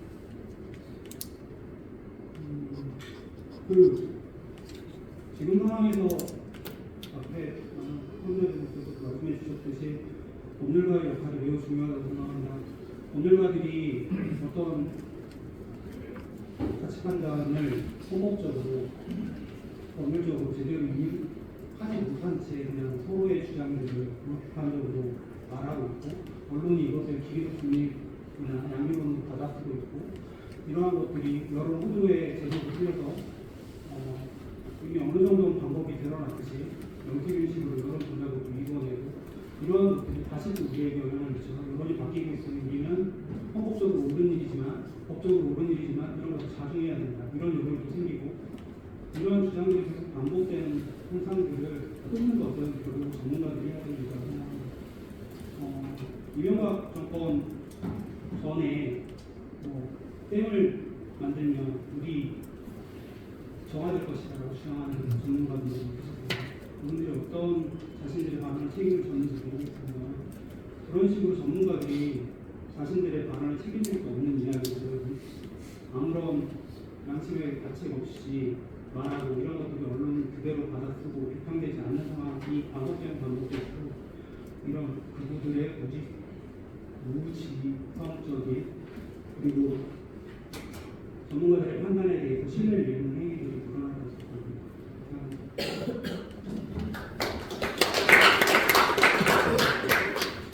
네, 감사합니다. 우리 학교불법이라고 하는 그 기준점뿐만 아니라 폭력, 비폭력이라고 하는 기준점을 가지고 경찰의 역할이 평화적이고 비폭력적인 집회 시위가 이루어질 수 있도록 어떤 관리하고 조정해야 될 역할은 확실한 것 같고 우리가 최근에 정말 몇십만 명이 모이는 집회 시위가 많았잖아요. 많은데 놀라운 것은 그 과정에서 폭력, 반역, 탈취, 파괴 이런 것들이 없는 전통을 축적해 나가고 있었다. 전 세계적으로 놀라운 역사를 만들어 나가고 있는데 이번에 하나의 위기 상황이 만들어졌고 그런데 이것이 더 악화되지 않고 우리가 여러 가지 표현의 자유라고 하는 것은 민주국가의 아주 기본적인 것이고 그렇지만 그 과정 속에서 비폭력과 평화적인 방향으로의 어떤 성화시키기 위한 주제들이 지금 우리가 지금 다뤄야 될 굉장히 중요한 주제로 올랐다라는 것을 확인하면서 앞으로 더욱 세심한 노력이 필요하다. 다음에 우리 김광현 국가입법조사처 입법조사관 님께서 설명해 주시겠습니다. 시간이 많이 흘러서 사실 저는 제가 작성한 글은 이미 자료집에 들어가 있거든요. 그래서 그 내용은 사실 자료집을 많이 확인해 주시면 될 것 같고요. 제가 그냥 드리고 싶은 말씀들을 하고 그 다음에 좀 요거 정도로 불표가 있겠다 싶은 몇 가지 말씀드릴 건데요. 먼저 이번 새벽에 1월 15일 새벽에 일어난 사태는 정말로 있어서는 안 될 일이고요. 법치주의와 적법조치 당연히 존중돼야 되고 폭력이 문제 대안될 수 없다는 점을 분명히 해두고 싶습니다. 그리고 법원에서 그럼에도 불구하고 다음날 그대로 이제 정상적으로 직무를 보시고 심지어 그 시위대에 있었던 사람들 몇 명을 원칙에 따라서 그 속에 기록되기도 하는 등 의연한 모습을 보여주신 점을 정말로 그렇게 평가를 하고 싶습니다. 사실 저는 제가 30대이고 지금 이번에 남동 사태가 일어났던 거에서 잘못된 선택을 하신 분들이 대부분 20, 30대가 많다고 하죠. 저는 사실 이분들과 계속해서 앞으로 이제 동시대를 살아가야 되는 어떤 사람이라고 볼 수도 있을 것 같습니다. 그래서 이번에 제가 공교롭게 지금 과거의 법원 치위 사건들을 제가 정리를 했지만 이 사건 어느 하나도 제가 경험한 게 없습니다. 그리고 아마 그분들도 그럴 것 같아요. 그래서 그 과정에서 제가 이걸 찾으면서 느낀 점들을 좀 나가면서 해서 이 자리를 빌어서 좀 말씀을 한번 드려보고 싶습니다. 과거 법원 치위 사건들 몇 개만 살펴보겠습니다. 가장 유명한 건 어쩌면 방공천년 법원 난입 사건이고 이번 사건과도 좀 유사한 부분들이 있는 것 같습니다. 그 전에도 이제 부산 정치법원 관련해서 경남도청에 그 사람들이 서도들이 침입했던 사건이 있긴 있는데 그건 이제 법원이나 법원 판결을 노리고 일어났던 것은 아닌 것 같고요. 다만 그 당시 이제 백골단, 딱골대 이런 정체불명의 단체들이 발생했던 게 그 부산 정치법원 사건이고 이 방공청년 법원 난입 사건은 사실 조공암 선생에 대한 그 판결의 불만 때문에 이제 일어났던 건데요.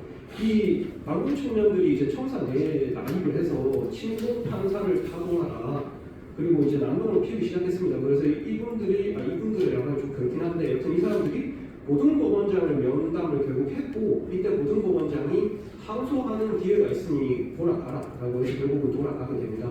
그런데 이제 이 사건이 당시에는 이제 건국 후에 처음 보는 판결에 대한 시민이 소란 사태 라고 이제 설명이 됐었고요. 여기에 대해서 국무위원들을 소환해서 국회에서 이제 좀 출석을 요구해서 문의도 하고 하자라는 안건이 제출됐는데 결국 자유당 반대로 그때는 좌절이 됐습니다. 그리고 뭐 한 의원은 실제로 여기서 뭐 잘한 거 아니냐 뭐 이런 말을 하는 바람에 사실 논란이 되기도 했었고요. 근데 이제 심지어 이제 사후 처리도 좋지는 않았던 것으로 보입니다. 왜냐하면 당시에 이제 경찰에서 경범죄처벌법을 적용해서 직결심판을 했다가 법원이 이제 아니 이걸 무슨 직결심판으로 처리하느냐라고 해서 결국은 송치를 시켜가지고 한 명은 구속 기소가 됐는데 나머지 한 명은 도주한 뒤에 지금 어떻게 됐는지 제가 찾아보지는 못했습니다. 도주한 소식까지 남아 있었습니다. 그 뒤로 이제 박태선 장로 사건 그리고 이제 비구성 법원 납입 사건이라고 제가 정리한 게 있는데 이건 이제 판결에 대해서 이제 불만을 품고 이제 폭도들이 법원에 난입한 사건이라고 생각을 하시면 될 것 같습니다. 저희가 생각하는 것처럼 뭐 법원이 항상 평화로웠던 것은 아닌 것 같고요. 여튼 특히나 이 당시에는 이런 사건이 좀 집중되어 있는 느낌이 있습니다. 60년대쯤이고요. 그래서 이제 언론에서도 이걸 보면서 비판을 상당히 많이 했습니다.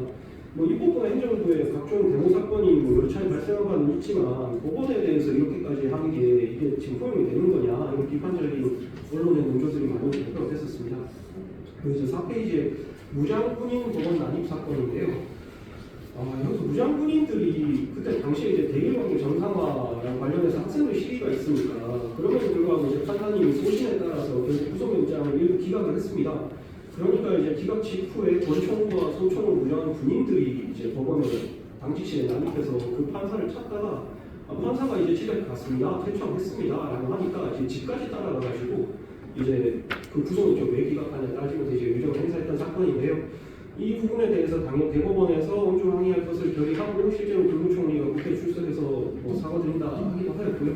그리고 이제 그 관련자들에 대해서는 또 나름의 법적 처벌이 이루어진 바가 있었습니다. 그 이후로 사실 법원이 좀 한동안은 잠잠했던 걸로 보입니다. 근데 이제 학생운동이 활발하게 진행이 되면서 이제 법원도 여차하다가 이런 시위에 영향을 좀 받게 되는 사례들이 있는데요. 이때 사건들은 이제 법원의 어떤 판단에 대해서 항의를 한다기보다는 좀 이제 그 다른 정치적인 어떤 스탠스를 갖고 이제 그걸 표시하기 위해서 좀 취임한 사례들이어서 결국은 좀 다른 측면이 있습니다. 근데 이제 대표적인 거로는 88년도 12월에 있었던 이제 광주 조선대학교 100 학생들이 광주지방검찰청과 광주지방법원 앞에 몰려왔던 사건이 하나 있고요. 그리고 이제 1989년에 이철규 사형규명 요구 사건이라고 해서 학생들이 이제 의문사로 그 당시에 이제 이야기 나왔던 이철규 씨의 사형규명을 요구하면서 법원 옥상에 올라가서 한 분이 이제 투신해서 중상을 입기도 하고 했던 사건이 확인이 됩니다. 이제 나가며 부분입니다.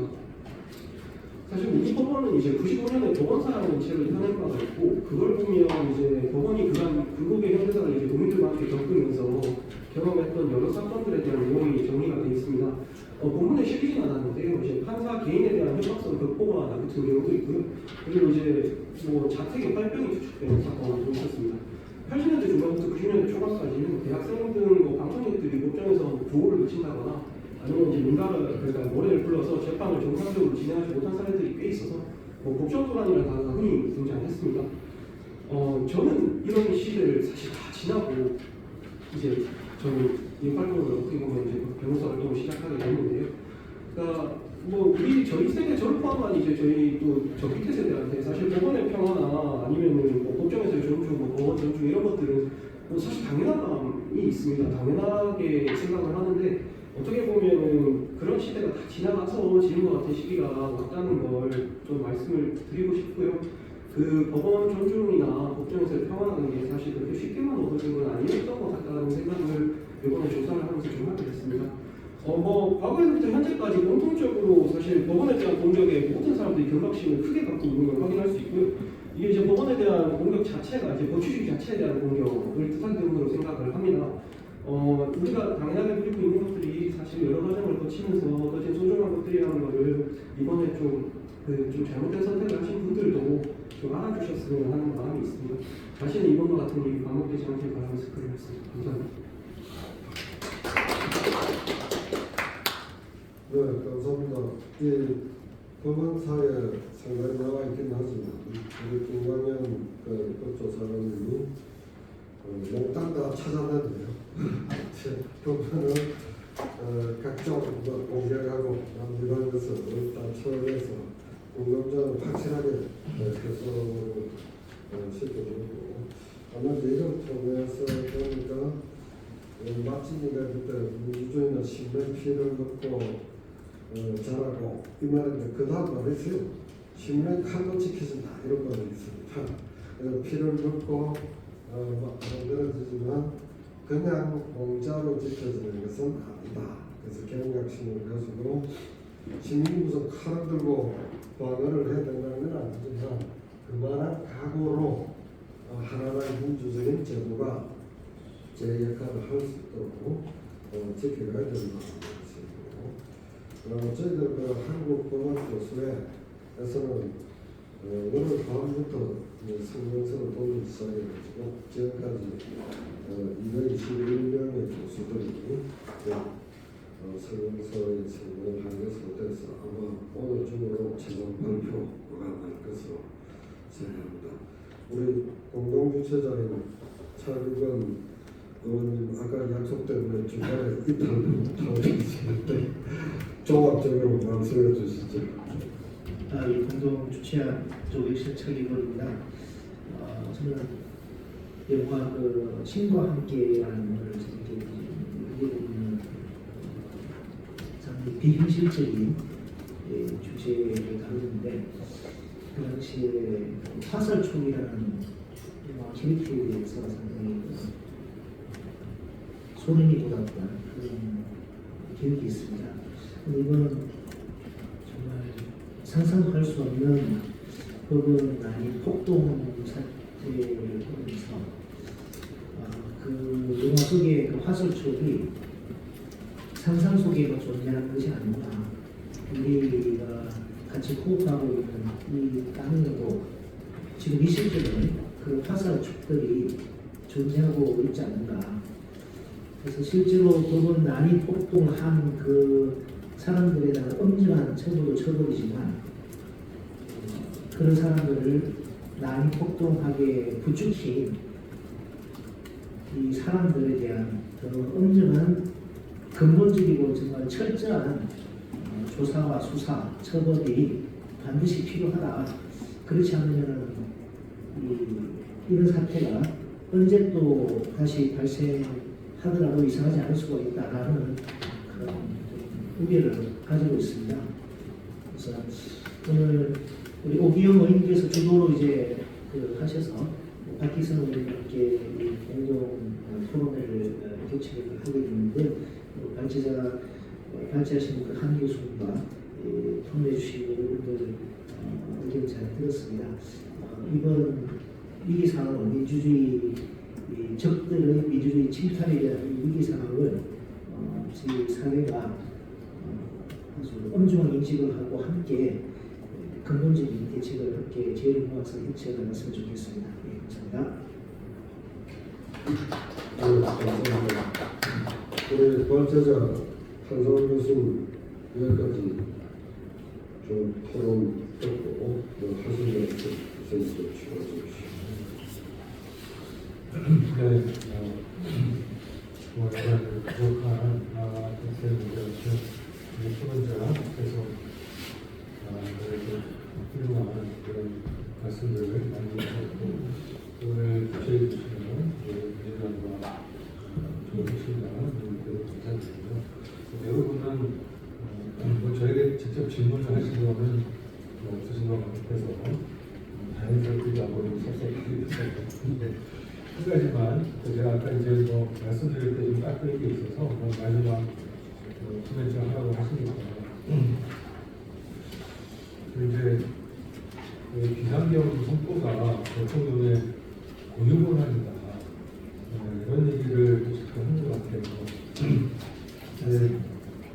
비상경 선포가 대통령의 고유권한이라는 것에 대해서 이의를 제기할 사람은 없을 것 같습니다. 당연히 대통령이 할 수 있는 그런 하는데 문제는 그걸 개헌을 선포하기 위해서는 요건을 갖춰야 되고 헌법이 구하는 요건을 갖춰야 되고 또 그 절차를 준수해야 된다. 이게 이제 또 한석께서 모두에서 말씀하셨듯이 헌법을 준수하는 것이다. 또 미국의 그 트럼프 대통령의 선서하는 거 어제 텔레비전을 보니까 미국의 헌법을 대통령은 모전하고 프리저브하고 보호, 프로텍트하고 디펜드, 방어하고 이런다 이렇게 하는데 우리나라도 뭐 이상한 부분이 있습니다. 근데 그러한 그 요건과 절차를 갖추지 않은 상태에서 하는 비상계엄 선포는 그거는 합헌적이지가 않고 적법하지가 않은 위헌 요건인데 우리 법학에서는 동기나 목적뿐만이 아니고 수단과 절차를 다 갖추어야지 그것이 적법한 권한의 행사가 된다는 것을 다 하고 있습니다. 그래서 그런 점에서 이 개헌뿐만이 아니고 여러 가지 권한 행사가 요건과 절차를 준수하는 법치주의 안에서 잘 시행되어야 하지 않나.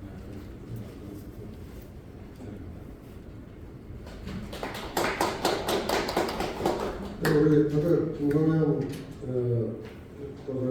조사관이 말씀하신 거에 그러면 더 해야 될 게 하나 있는데 이제 법원에 대한 직접적인 침탈을 이야기했는데 법관에 대한 직접적인 공격 그러면 또한 항목이 하나 돼서 한번 넣어야 될 것 같아요. 기억나는 것이 1952년에 그 서민호 의원에 대하여 안윤출 판사가 석방 조치를 하니까 완전히 이제 죽이겠다고 이제 하니까 김영노 대법원장이 안윤출 판사를 피신을 시켰습니다. 피신을 시키고 그 다음에 판사가 그렇게 제 멋대로 해도 되냐라고 하니까 김영노 대법원장이 판사가 내린 판결에 대해서는 대법원장이 나도 이래라 저래라 아무 말도 할 수가 없다. 정부가 이의가 있으면 항소하시오. 이렇게 아주 의연당당하게 답변했던 그런 것도 있고요. 그다음 1959년에 경향신문 폐간의 행정 조치에 대해서 홍원기 판사가 그 폐간은 잘못됐다라고 해가지고 기각을 시켰거든요. 그때 홍원기 판사가 죽음을 각오했다 이렇게 하고 판결을 내렸던 적이 있는데 그에 대해서 그 당시 대법원이 아주 적극적인 방어를 제대로 하지 못하고 그래서 많은 비판을 받았습니다. 그래서 이것이 아마 이제 도덕행정처에 돌아가시면서 법원에 대한 침탈 그리고 법관에 대한 직접적인 공격 그 역사들을 쫙 정리를 하고 그에 대해서 이제 잘 대응을 해나갔으면 좋겠다라고 생각이 되고 오늘 우리가 지금 법원에 대한 침탈, 법관에 대한 공격을 받지만 이 일이 나머지를 갖지 않는 이유가 12월 3일날 국회에서 일어날 수 있었을 일일 수가 있었다는 것이고 그다음 공수처에 대해서 직접적인 공격이 나올 수도 있겠다. 그다음 헌법재판소에 대해서도 직접적인 공격이 자행될 수도 있다. 이런 게 있으니까 이게 전혀 남의 일이 될 수가 없는 거죠. 기자에 대한 직접적인 공격. 그러니까 이것이 우리 민주주의라고 하는 것이 저를 취약한 것이기도 하지만 민주주의를 기본선을 방해를 해내야 우리 모두의 자유와 안전과 평화가 만들어지기 때문에 이러한 것이 법원의 일이라고 누구도 생각할 수가 없습니다. 법원만의 일이라고 생각할 수 없고 우리 모두 공동의 과제로 의연하게 대처해 나갈 필요가 있다. 그래서 오늘은 그것을 위한 하나의 자리겠다. 다음에 아마 당신이 또 새로운 주제를 가지고 이런 자리를 또 만들어 나갈 수도 있을 것 같고요. 오늘 답변인데 이 정도로 해도 마쳐되겠습니까? 네. 아주 모두에게 감사드립니다. 마치겠습니다.